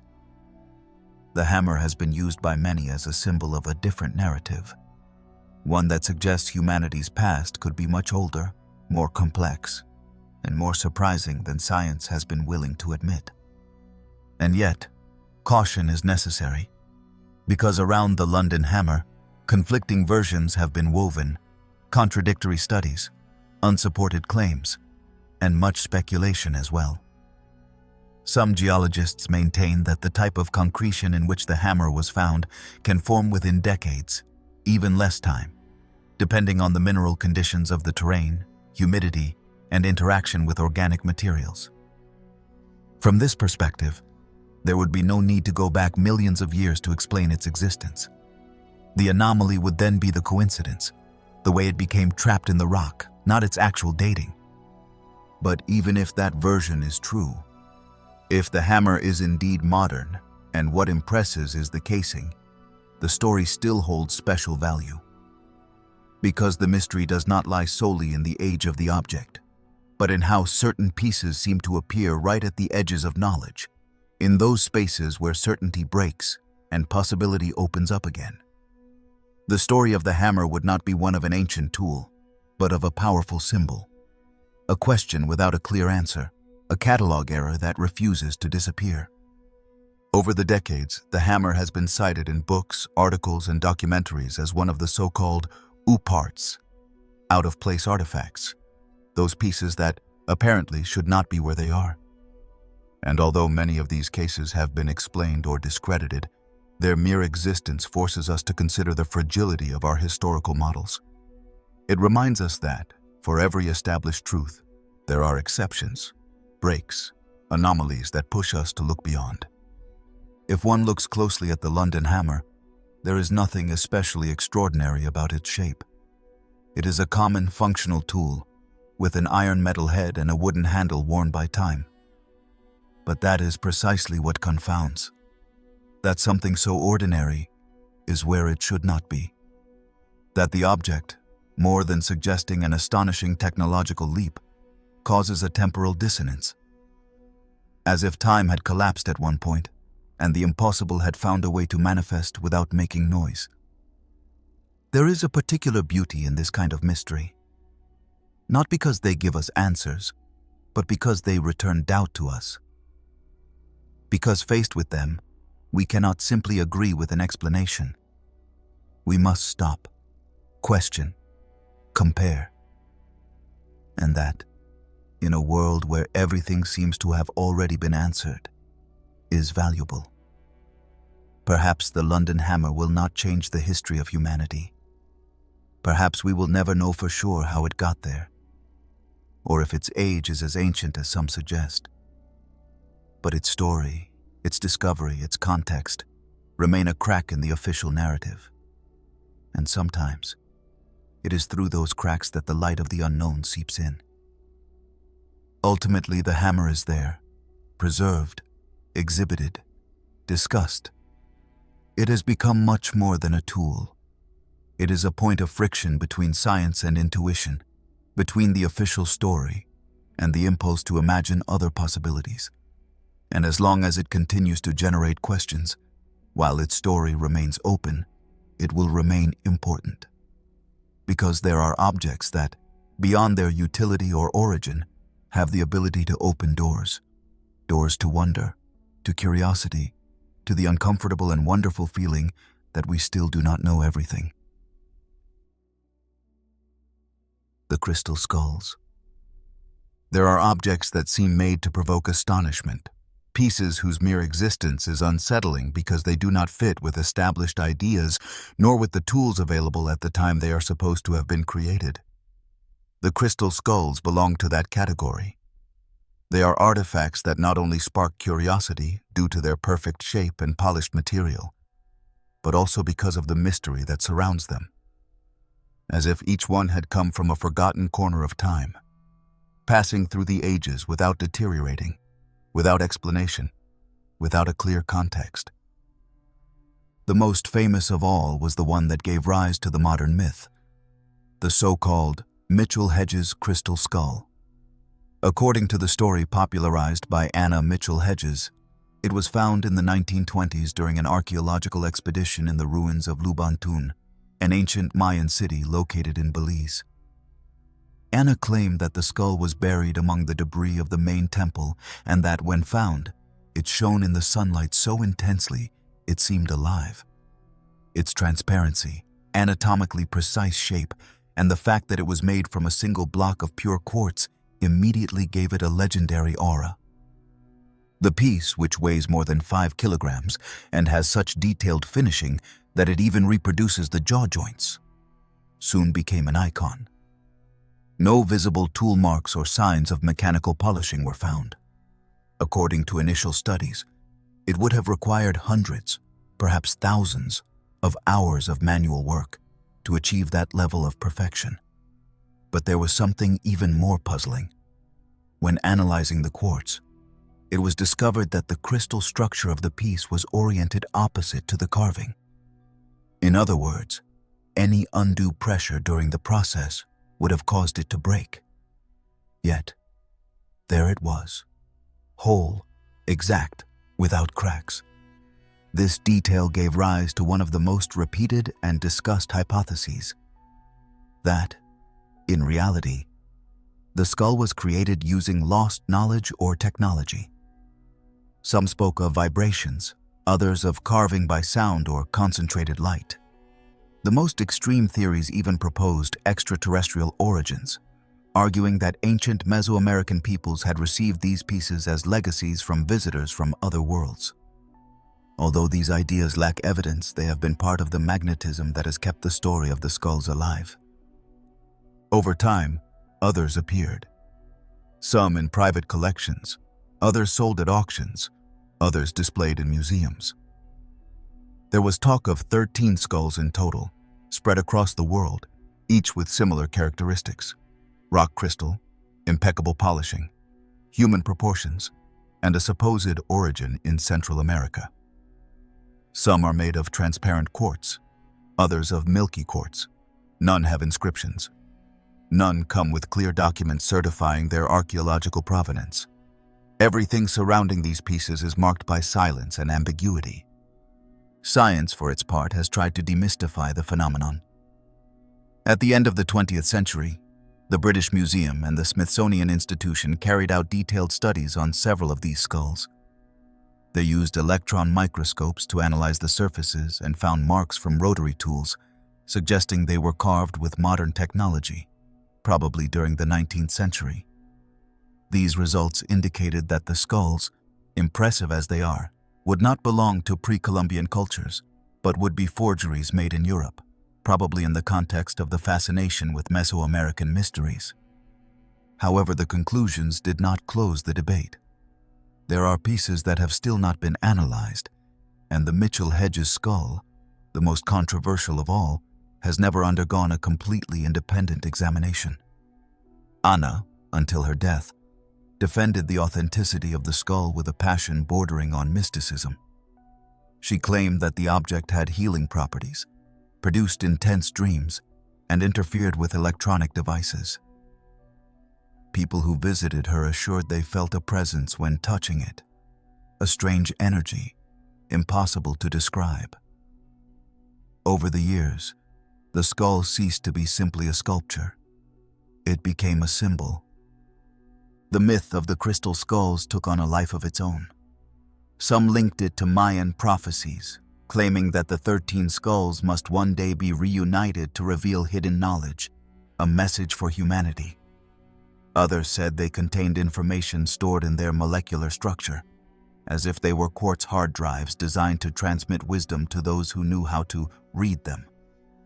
Although these ideas seem more drawn from science fiction than from archaeological research, they gained ground in popular culture. It is no coincidence that even Hollywood has used them as a central element in adventure and conspiracy films. The fascination with these pieces goes beyond their disputed origin. It has to do with what they represent. A skull is a universal symbol. It evokes death, yes, but also consciousness, identity, the soul.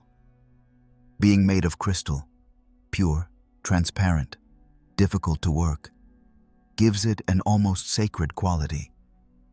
It seems like a carved paradox, the solidity of the mineral facing the fragility of the human being. Something that should be opaque and heavy, transformed into an object that seems to float, that lets light pass through as if hiding a secret. Even if all the skulls were modern works, even if they were created in European workshops with 19th century tools, the impact they have had on the collective imagination is undeniable. There are objects that impose themselves more by what they awaken than by what they are. And this is one of those cases. The crystal skulls have been revered, feared, studied, rejected, and celebrated. They have passed through powerful hands, been stolen, recovered, hidden. They are, in many ways, like the great mysteries of the past, difficult to prove, impossible to forget. Perhaps it is not about confirming whether they are ancient or modern, authentic or fake. Perhaps the true value of the crystal skulls lies in their ability to make us doubt, to force us to look closer, to distrust the obvious. They remind us that the past is not a straight line, but a field of shadows, where verifiable facts coexist with narratives that, for some reason, resist dying. And as long as there are people who keep wondering about them, as long as even one of these pieces keeps shining under the light as if it contains something more than quartz, the enigma will remain alive, carved with precision, charged with silence, waiting. The Shugborough Inscription. In the gardens of the Shugborough Hall estate, an English property that seems taken from an 18th century novel with its classical columns, moss-covered sculptures, and an air of perpetual mist, there stands a monument that, for centuries, has kept a secret carved in stone. It is not a pyramid, nor a lost fortress, nor an ancient object unearthed from the desert. It is a marble relief elegantly placed within a sculptural ensemble known as the Arcadian Shepherd, an apparently simple work depicting a group of pastoral figures copied from the painting by Nicolas Poussin. And yet, among the carvings, discreet but impossible to ignore, appear 8 letters deliberately engraved: O-U-O-S-V-A-V-V. Below them, 2 more letters, D-M. Since this inscription was first noticed, the mystery has only grown. At first glance, it seems like a combination of initials or a random sequence. But its location, its persistence on the monument, and the fact that no one has managed to decipher its true meaning with certainty have made it one of the most puzzling codes in Europe. For decades, linguists, cryptographers, religious scholars, academics, and amateurs have tried to make sense of it, always with the same mix of frustration and fascination. The relief was carved in the mid-18th century and is attributed to Thomas Wright, an architect and astronomer, although others suggest it was commissioned by George Anson, a renowned British admiral. The link to Anson is important because he owned the estate and had a deep connection with symbols of hidden knowledge, secret societies, and journeys filled with exploration and mystery. Moreover, Anson was one of the first Englishmen to sail around the world and returned with treasures, stories, and a much broader vision of the world than his contemporaries. Many believe that the inscription is directly related to him, containing a personal message encoded to withstand time.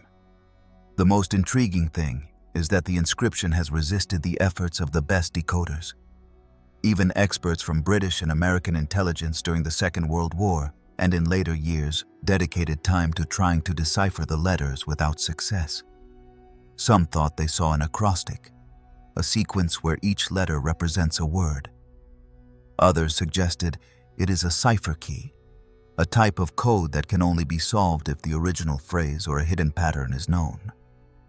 There are also those who believe the letters are arranged like a visual puzzle, whose meaning only emerges when read from a specific angle or under certain light. For years, many theories piled up like layers over the enigma. One of the most persistent suggests that the code is related to the Knights Templar and the Holy Grail. This hypothesis is supported by the choice of the relief, a direct copy of the famous Poussin painting, The Arcadian Shepherds, which features the enigmatic phrase "Et in Arcadia ego," an expression interpreted as a veiled reference to death, eternity, and also, for some, to the concealment of sacred knowledge. That this scene was carved at Shugborough does not seem like a coincidence, and when the inscription is added, many start to see signs of a carefully hidden message, as if the monument were a kind of encrypted map. The Templar hypothesis gained strength after certain contemporary authors connected the code with Rennes-le-Château, the famous French village linked to legends about hidden treasures, secret lineages, and historical conspiracies. In this web of theories, the Shugborough inscription would be another clue, a discrete trace of knowledge that would have survived through symbols and codes scattered at different points across the European continent. However, there are those who prefer a more earthly approach. Some researchers have proposed that the inscription is simply a private message, perhaps a ciphered epitaph for personal reasons, meant for someone who already knew how to read it. From this perspective, the code would not be universal, mystical, or historical, but deeply intimate. It could be a phrase in Latin or even Old English, shortened to the point of being indecipherable without the proper key. According to this line of thought, the DM at the end of the inscription, common on Roman tombs as an abbreviation for Dismanibus, dedicated to the spirits of the dead, would indicate that the full message is a posthumous offering. The fascinating thing is that while all these theories coexist, none has been confirmed. There is no original document explaining the purpose of the relief.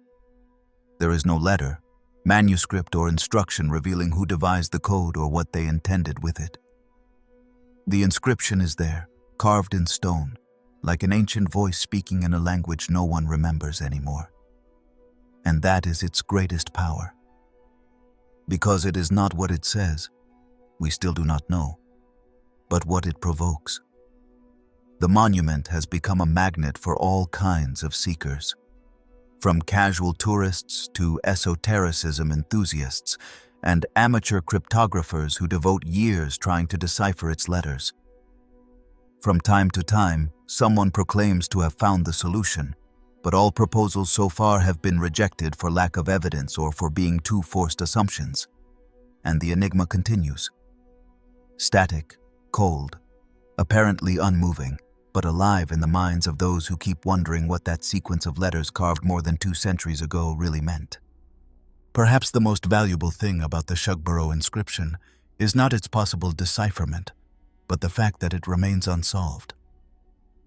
Because in a world where everything seems to have an immediate explanation, where information is at the click of a button, there is something deeply human about a simple set of letters that continues to resist all interpretations.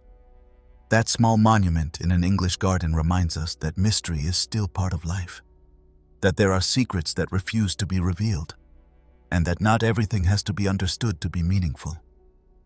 Maybe one day someone will find the correct key, the original phrase, the hidden meaning that connects each letter with its purpose. Or maybe not. Perhaps the message remains there, intact, like an echo from the past that has survived all attempts to silence it. And perhaps, in that silence, lies its true strength, because some codes are not made to be solved but to be contemplated, and the Shugborough inscription, still without revealing its secret, has already fulfilled its mission, to remind us that there are messages that can only be read with the imagination. The RongoRongo Writing. In the middle of the vast Pacific Ocean, on a piece of land isolated from the world by thousands of kilometers of water, one of the greatest linguistic enigmas on the planet developed.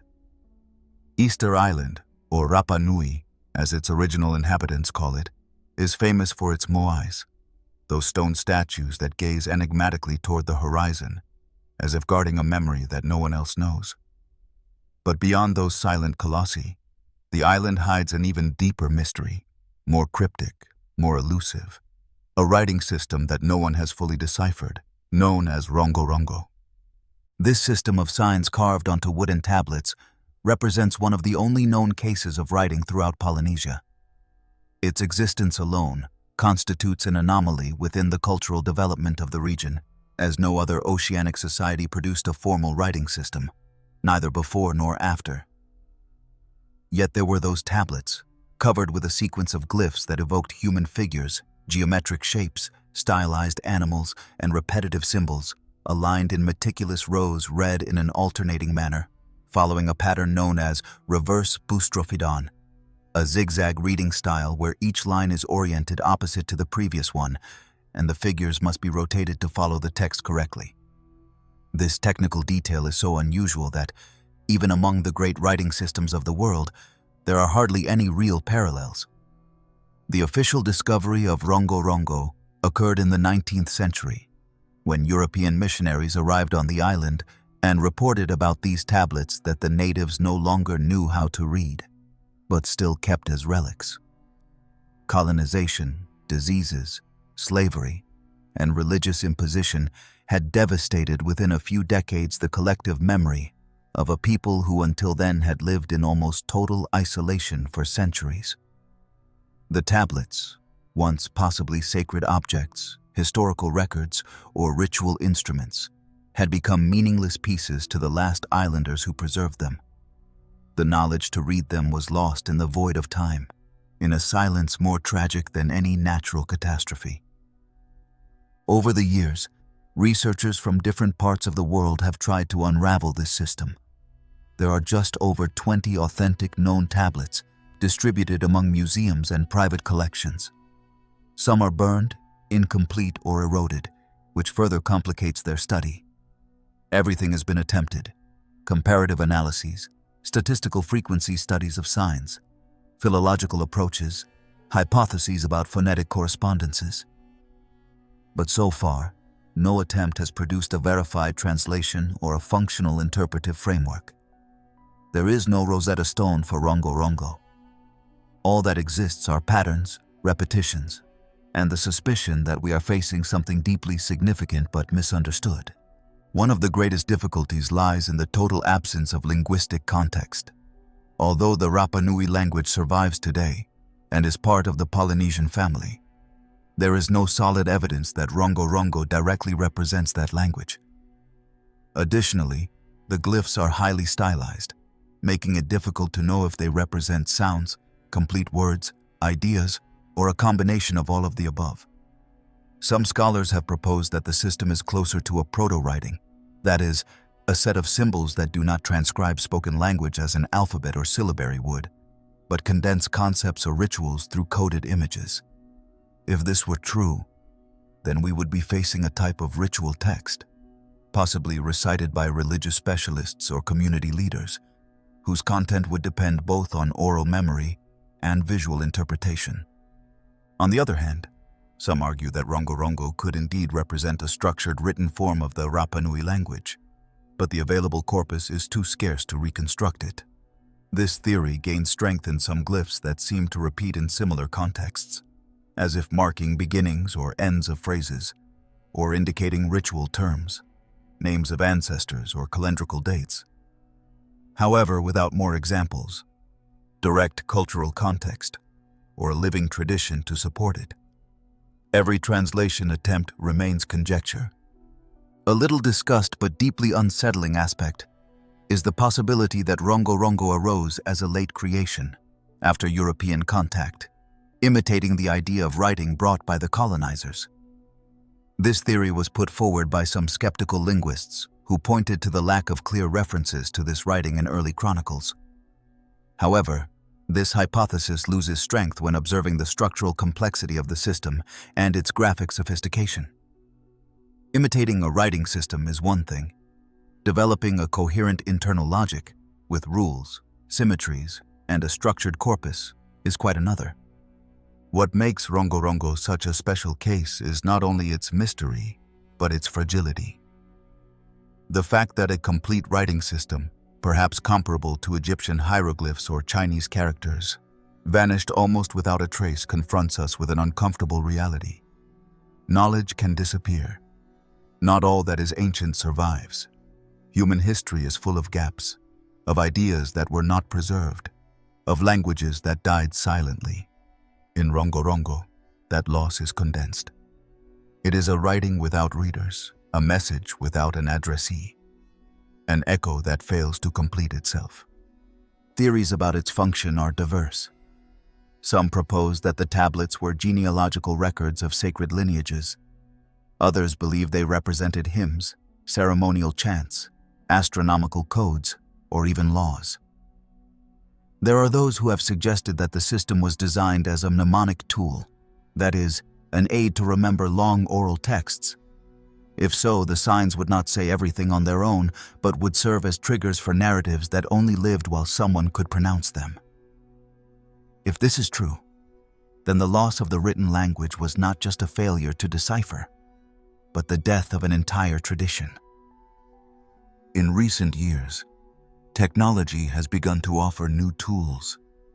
Three-dimensional scans, artificial intelligence applied to graphic patterns, computational analysis of frequency of signs and combinations.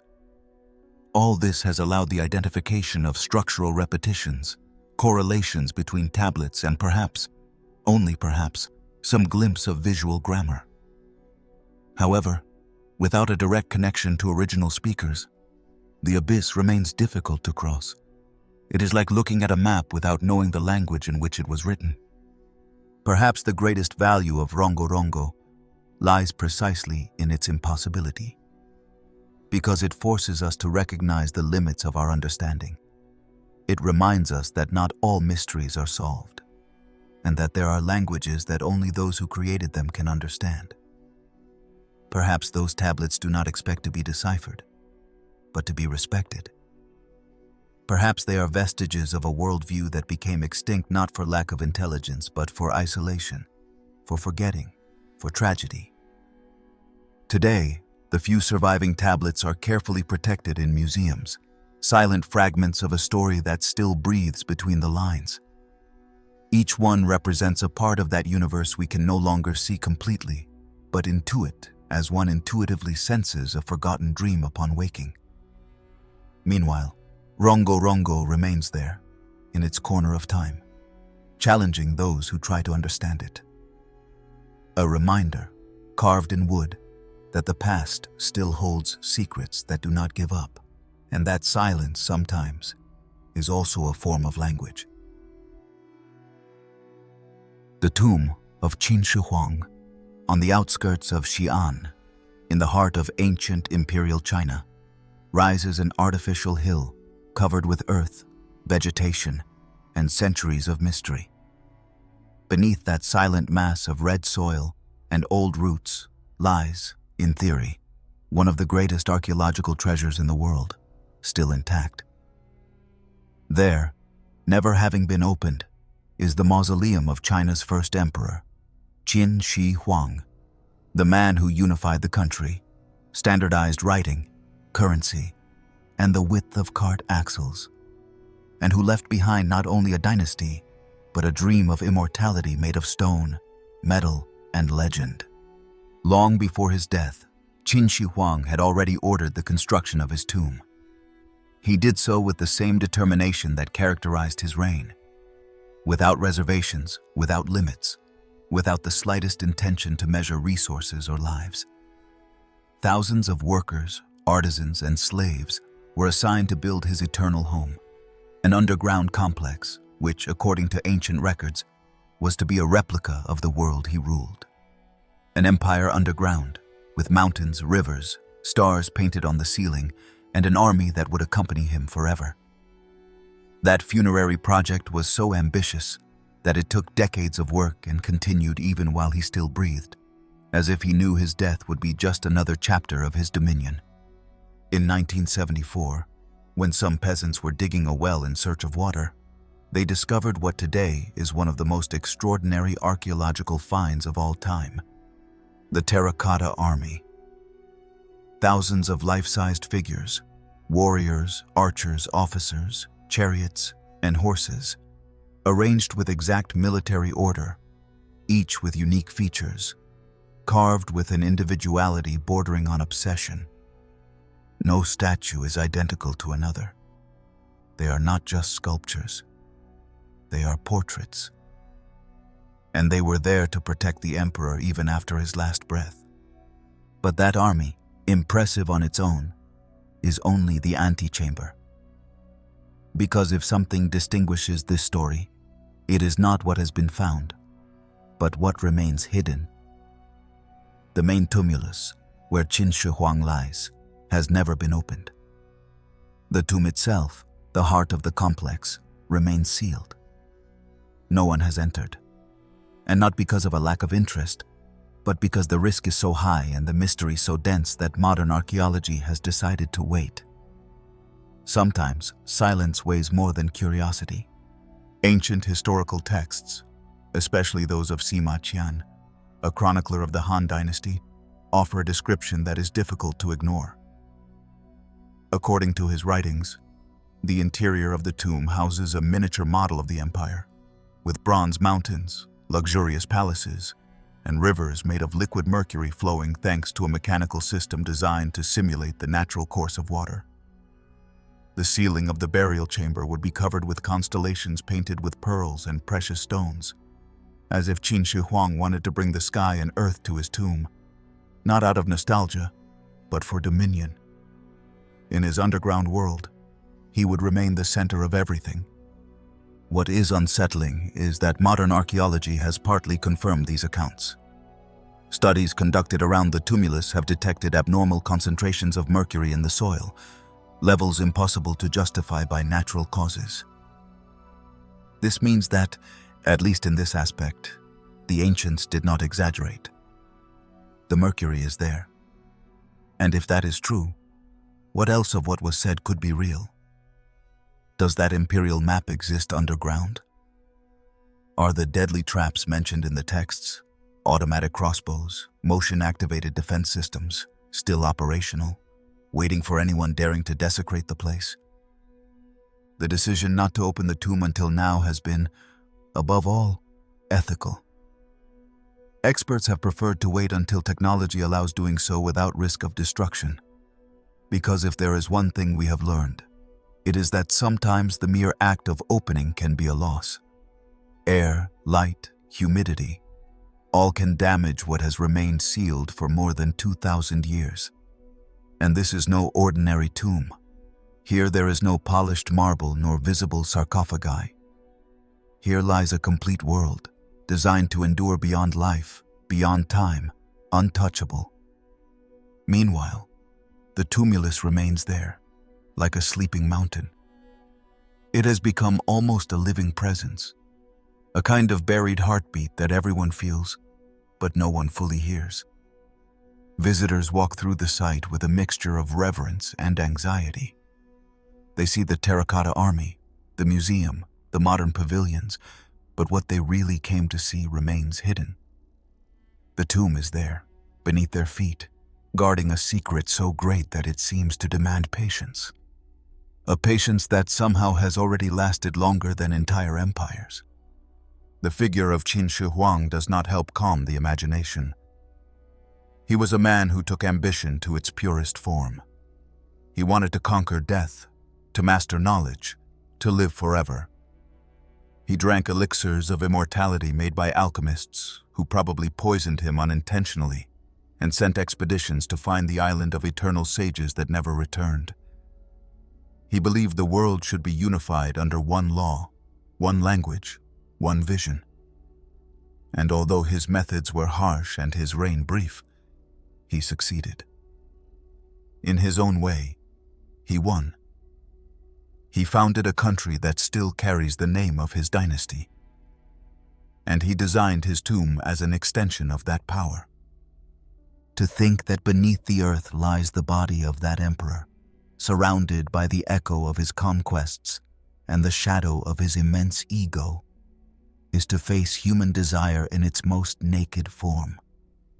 Not the desire to possess, but to remain, to resist oblivion, to be eternal. The tomb of Qin Shi Huang is the result of a mind that did not accept the end, that wanted to control even the afterlife, and that built a fortress of death as a testament to his will. Perhaps that is why it has not been opened, because opening it would mean confronting not only the past, but a radical idea of power. It would mean opening a time capsule loaded with ambition, symbolism, and warnings. And maybe the world is not ready for that yet. Or perhaps, as some suspect, it is the tomb itself that is not ready to be revealed. As if it had its own calendar. As if it knew that someday someone would cross its threshold, and then, finally, it would speak. Until that happens, the tomb remains one of history's great silences. A dense, charged, expectant silence.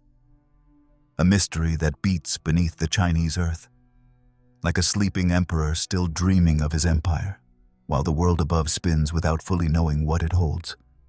Because there are secrets that time respects, and this is undoubtedly one of them.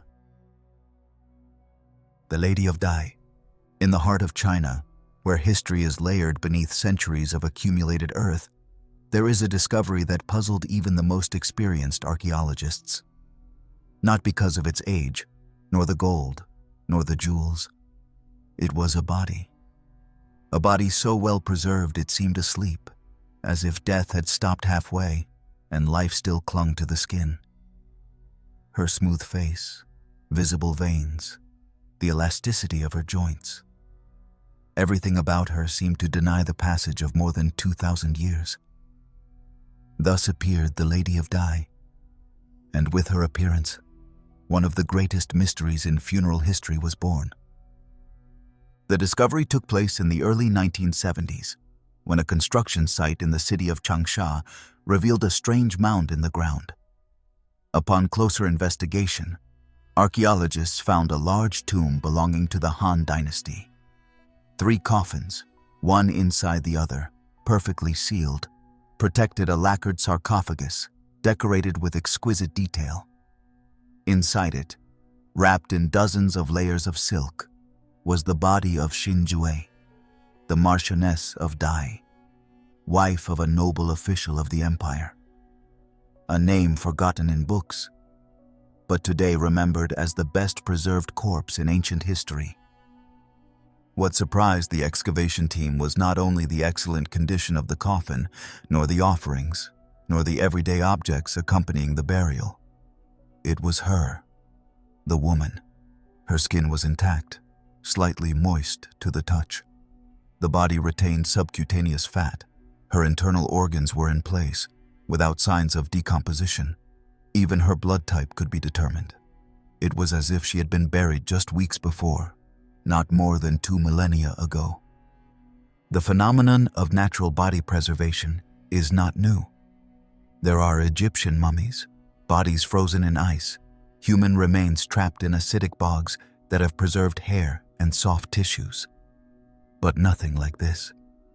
The Lady of Dai was not mummified with resins or dry linen wrappings. Her body remained flexible, intact, without having been embalmed in the way we know. No other comparable find, neither in Egypt nor America nor Asia, has shown such a perfect level of preservation. How was it possible? That is the question that still persists.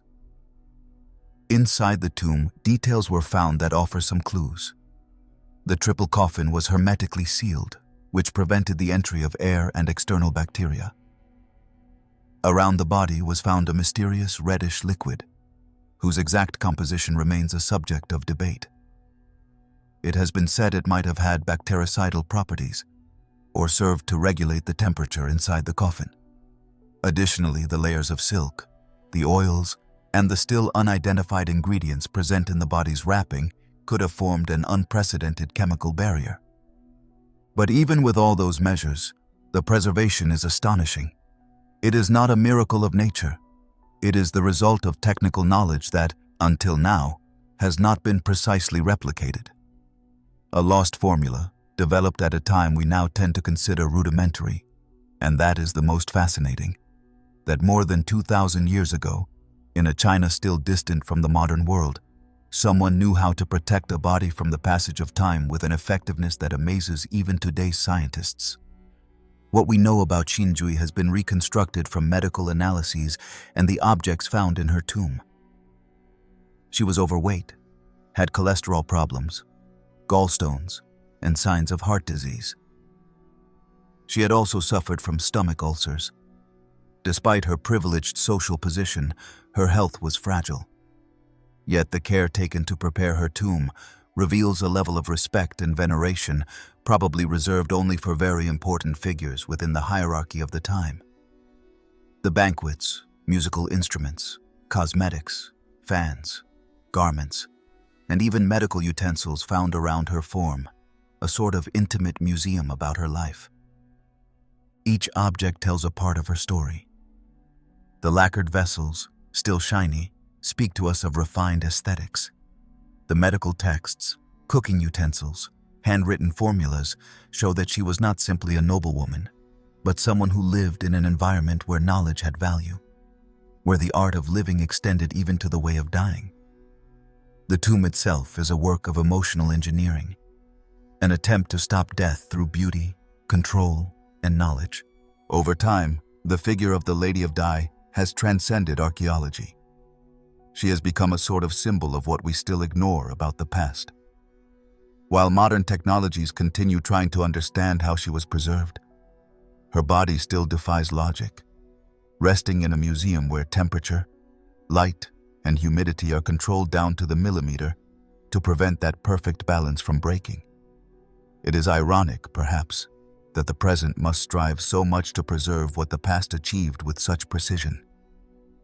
It is not strange that, for many, this woman seems closer than figures who lived barely a century ago. There is something deeply human about her, in her serene face, in the story of her health, in the everyday objects she left behind. Xinjui, the Lady of Dai, was not a mythical figure, nor a forgotten empress, nor a warrior. She was someone who loved, who suffered, who ate well, who fell ill, and who died, and who, through a series of carefully made decisions, was preserved to achieve a form of immortality she could not have imagined. The greatest mystery, perhaps, is not how her body was preserved, but why. What purpose did it serve to preserve in such detail what, by definition, was destined to disappear?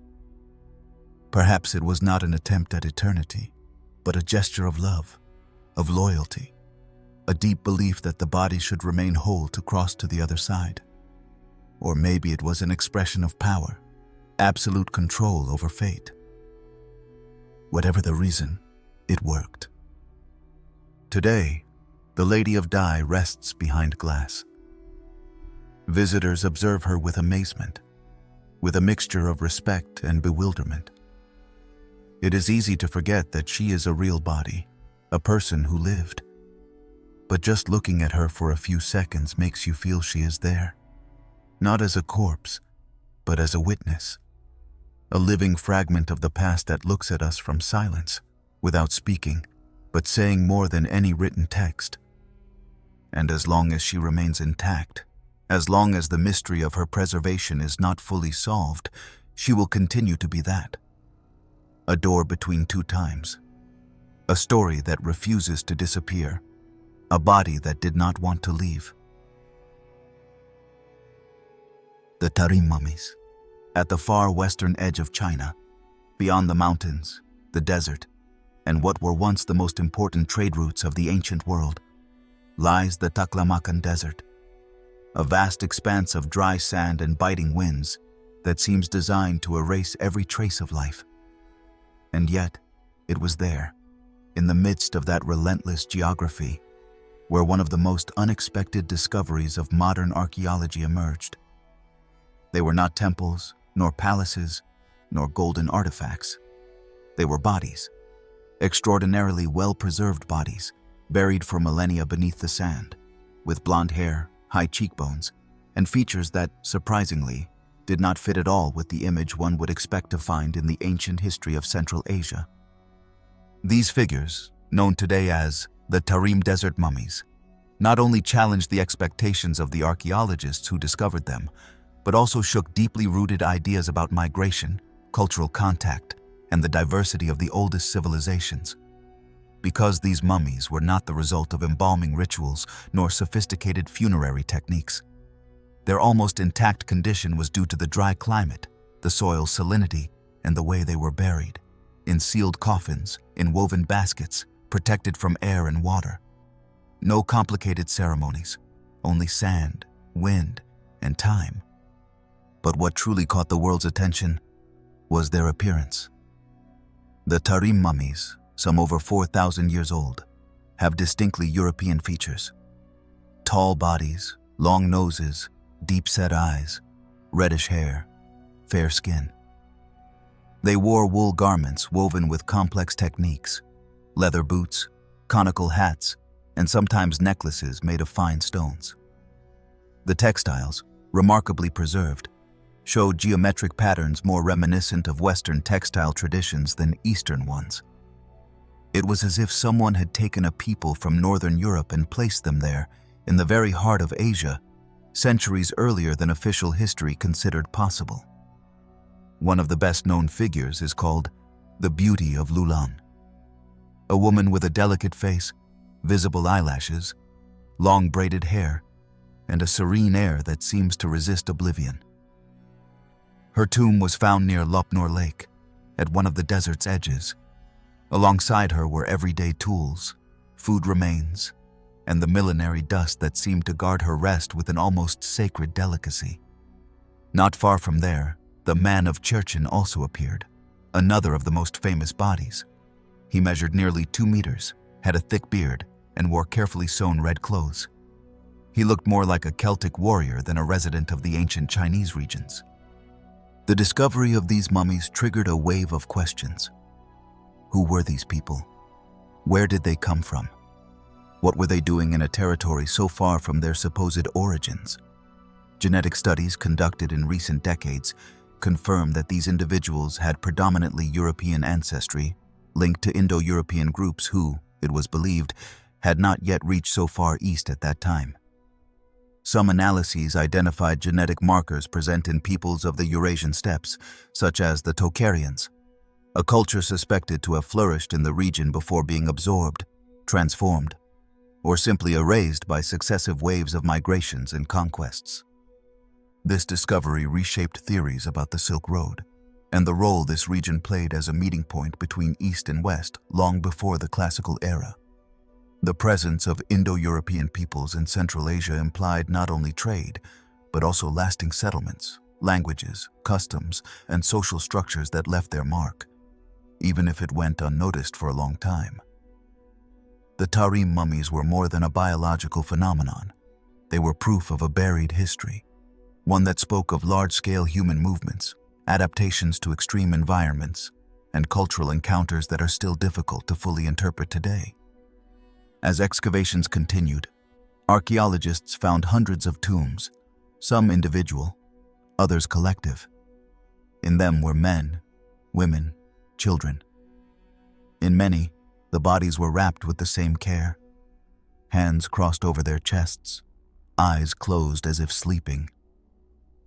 The cemeteries were strategically located near oases or watercourses, and their orientation suggested astronomical knowledge, or at least symbolic rituals related to the sun and the seasons. Dead languages' writings also appeared, vestiges of a civilization that had its own communication system, now almost completely lost. And although these findings have been studied, documented, and published, for years they were also uncomfortable. For some official sectors in China, the story of the Tarim mummies intersected with delicate political issues, especially in a region, Xinjiang, marked by ethnic and cultural tensions. The idea of an ancestral population with Western features living and thriving in what is now Chinese territory has been a sensitive subject. For this reason, for a long time, access to the mummies was limited. Studies were conducted quietly, and dissemination of the results was handled with extreme caution. But over time, the facts prevailed.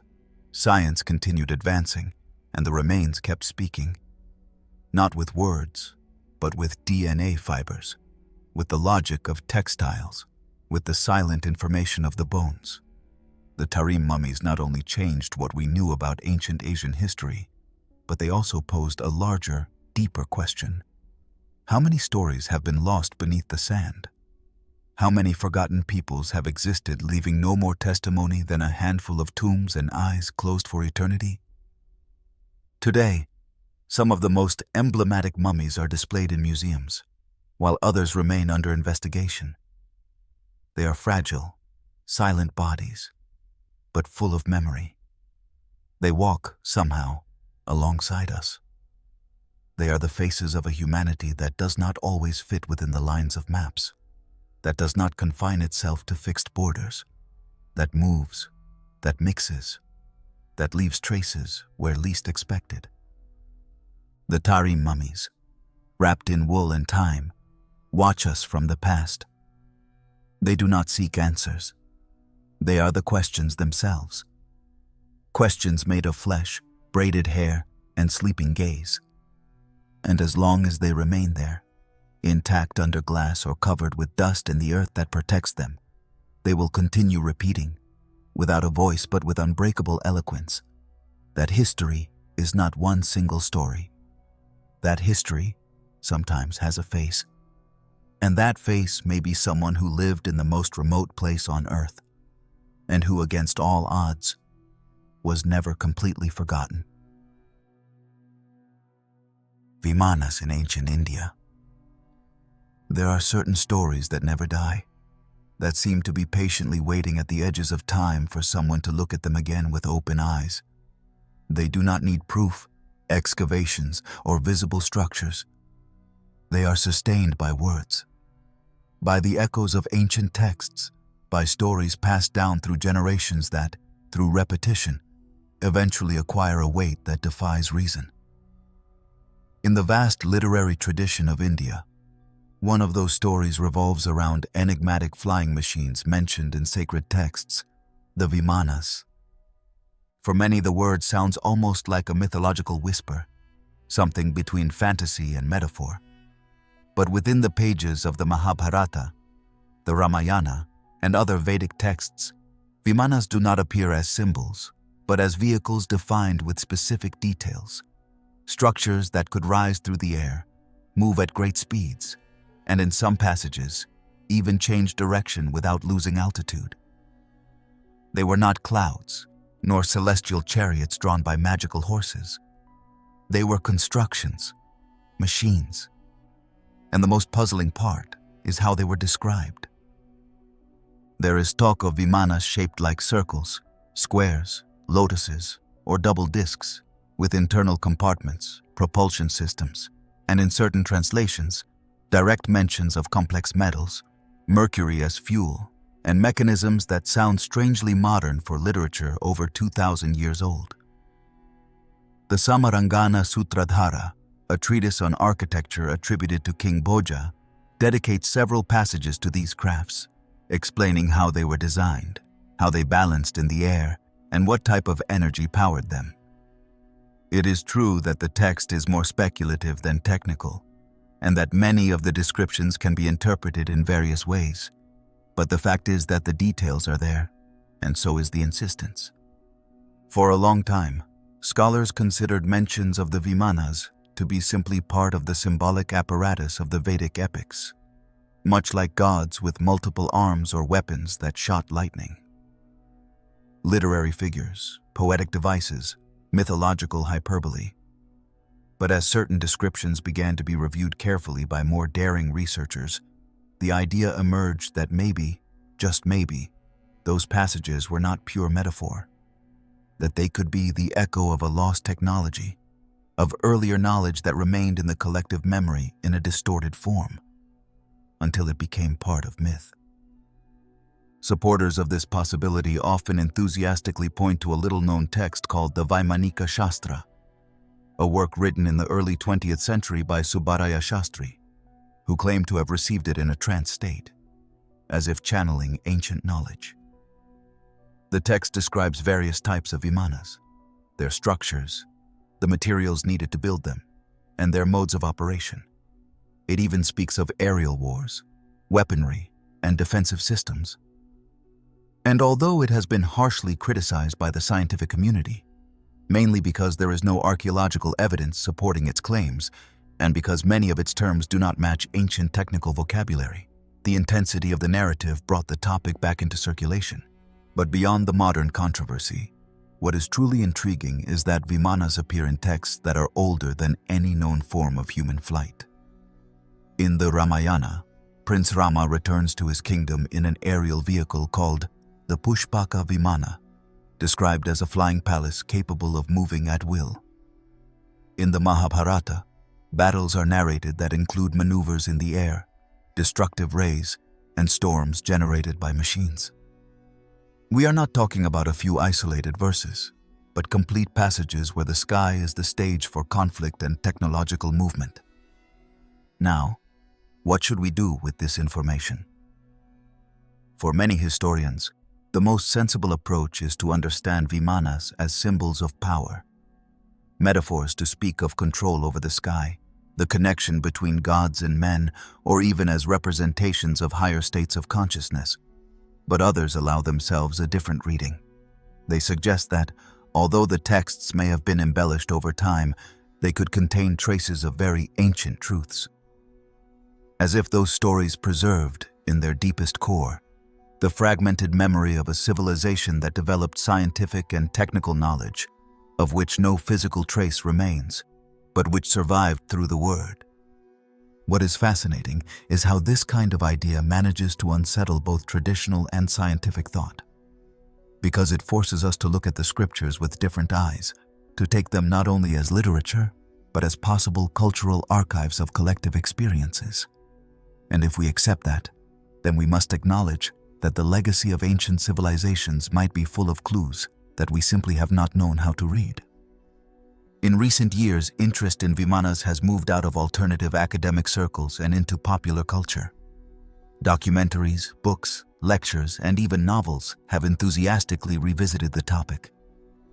The image of the flying palace, of the machine that defies gravity, of forgotten knowledge, seems to have a special resonance in our time, obsessed with the limits of technology and with the possibility that a past different from what we were taught may have existed. Of course, material evidence is lacking. No remains of Vimanas have been found, nor authentic blueprints, nor ancient artifacts that can be directly associated with a flying device. And perhaps that is why the story has not fully entered the realm of accepted history. But that does not mean it is not worth continuing to explore it.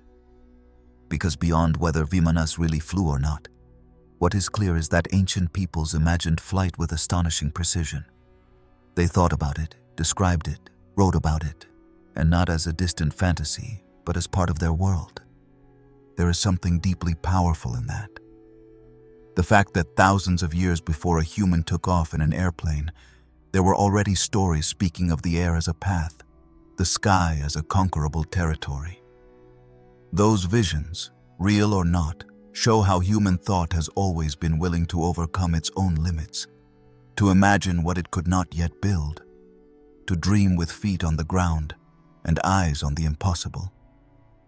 Today, Vimanas remain a mystery. They have no wings in a museum, no engines in display cases, no charred remains in ruins. But they continue flying somehow, over the pages of ancient texts, between the lines of those who refuse to believe that everything has already been said. Because there are stories that do not need to land to have weight. And the Vimanas, with all that they represent, keep traveling, not through the skies of India, but through the imagination of those who still believe that the past has many more layers than we are willing to accept. Ancient nuclear sites in Mohenjo-Daro. In the arid landscape of present-day Pakistan, where the sun falls like molten lead over silent ruins, stand the remains of one of the most mysterious cities of antiquity, Mohenjo-Daro. Founded more than 4,000 years ago on the banks of the Indus River, it was one of the most advanced urban centers of its time, a carefully planned city with drainage systems that surpassed those of many later civilizations and structures that spoke of a sophisticated, organized, meticulous society. But it is another aspect, much darker and more puzzling, that has caused this lost city to awaken suspicion, questions, and even theories that border on the limits of what is accepted. Something happened there, something that is still not fully understood. In the mid-20th century, when archaeologists began to excavate more deeply in Mohenjo-Daro, they noticed a series of details that did not quite fit the usual profile of a city abandoned due to wear, disease, or economic collapse. Some skeletons were found in strange positions, as if they had died suddenly, with no signs of struggle or visible wounds. Others, even more worrying, appeared to have been subjected to such intense heat that they were partially vitrified, as if exposed to temperatures not easily reached even by ordinary fire. The stones of certain walls showed signs of fusion, as if melted, and in some areas, the natural radiation of the soil was noticeably higher than in surrounding zones. At first, the information was fragmentary, but enough to fuel speculation.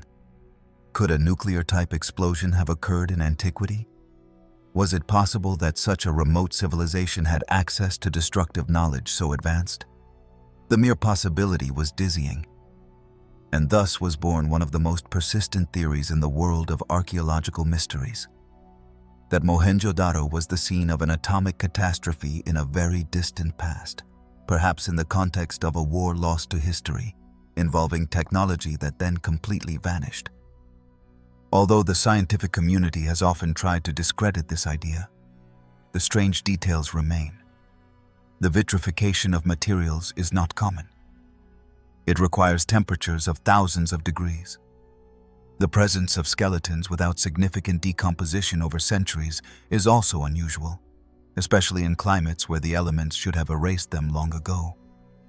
The distribution of the bodies, some found face down, holding hands, far from their homes as if trying to flee something invisible, has given rise to more interpretations than certainties. Added to this are the ancient texts. The Vedas, the great scriptures of India, contain descriptions that some researchers have linked to nuclear-type explosions. In particular, the Mahabharata speaks of divine weapons capable of producing a blazing column of smoke and flames as bright as 1,000 suns, with scorching winds, effects on the skin and hair loss, and total devastation that leaves no trace of life. Comparisons with a modern atomic detonation were not long in coming, and although these texts are mythological, the precision of certain passages is unsettling. It is not just destruction, but a detailed description of the physical effect such a weapon would have on living beings and the environment. The idea of a civilization with nuclear capability in antiquity sounds like science fiction. But if one moves away from the literal concept of a bomb and focuses on the idea of advanced technology lost over time, the question changes tone. Is it possible that knowledge more complex than traditional history recognizes once existed, and that events like the one at Mohenjo-Daro are the scars of that? It is not a conclusion, but it is a scenario that some dare to consider, especially when the archaeological remains continue to leave more questions than answers. Of course, there are more conventional explanations. Some geologists have proposed that the vitrification could have been caused by intense lightning strikes or extreme fires fueled by specific combustible materials. Others point out that the radiation levels may have a natural origin due to the concentration of certain minerals underground. There are also those who argue that the arrangement of the bodies is not as unusual as claimed, and that it is a misinterpretation of the excavation data. All of this is possible. But what does not change is the fact that Mohenjo-Daro was abandoned abruptly, that no signs of conventional warfare were found, and that what happened there remains, in many ways, an unsolved mystery. Beyond the theories, Mohenjo-Daro is a warning written in ancient bricks. It was a brilliant city with straight streets, two-story houses, water canals, and sewer systems that still amaze today for their efficiency. It was a society with rules, well-defined structures, and notable advances for its time. And yet, it disappeared. Not slowly, as empires usually fall, but suddenly, as if something irreversible had made continuing impossible.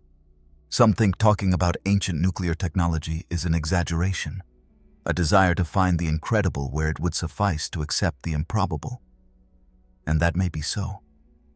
But it is also true that history is full of gaps, absences, and moments we do not fully understand. Mohenjo-Daro could be one of those. An echo of something that happened before we began to write it all down, before we had collective memory. An event erased, transformed into myth, reduced to ruins. Today, walking through the silent streets of Mohenjo-Daro produces a strange feeling. There is order but no life. There is structure but no continuity. Everything is there, but empty. The walls, wells, steps. Every stone seems to know something it does not say. And it is hard not to imagine, under that unchanging sun, what really happened in this lost city. Because there are places that seem to carry in their cracks a truth that does not want to be revealed. And Mohenjo-Daro is, without a doubt, one of those places. A fixed point on the map of mystery, an ancient wound on the skin of the world that, despite the passage of time, still has not fully healed. If any of these mysteries made you think, I want to know. Which one impacted you the most? Which do you think is real, invention, or something we are not yet ready to understand? Leave me your theory in the comments, as the best answers may appear in upcoming videos. Subscribe if you want to keep exploring the secrets history does not tell.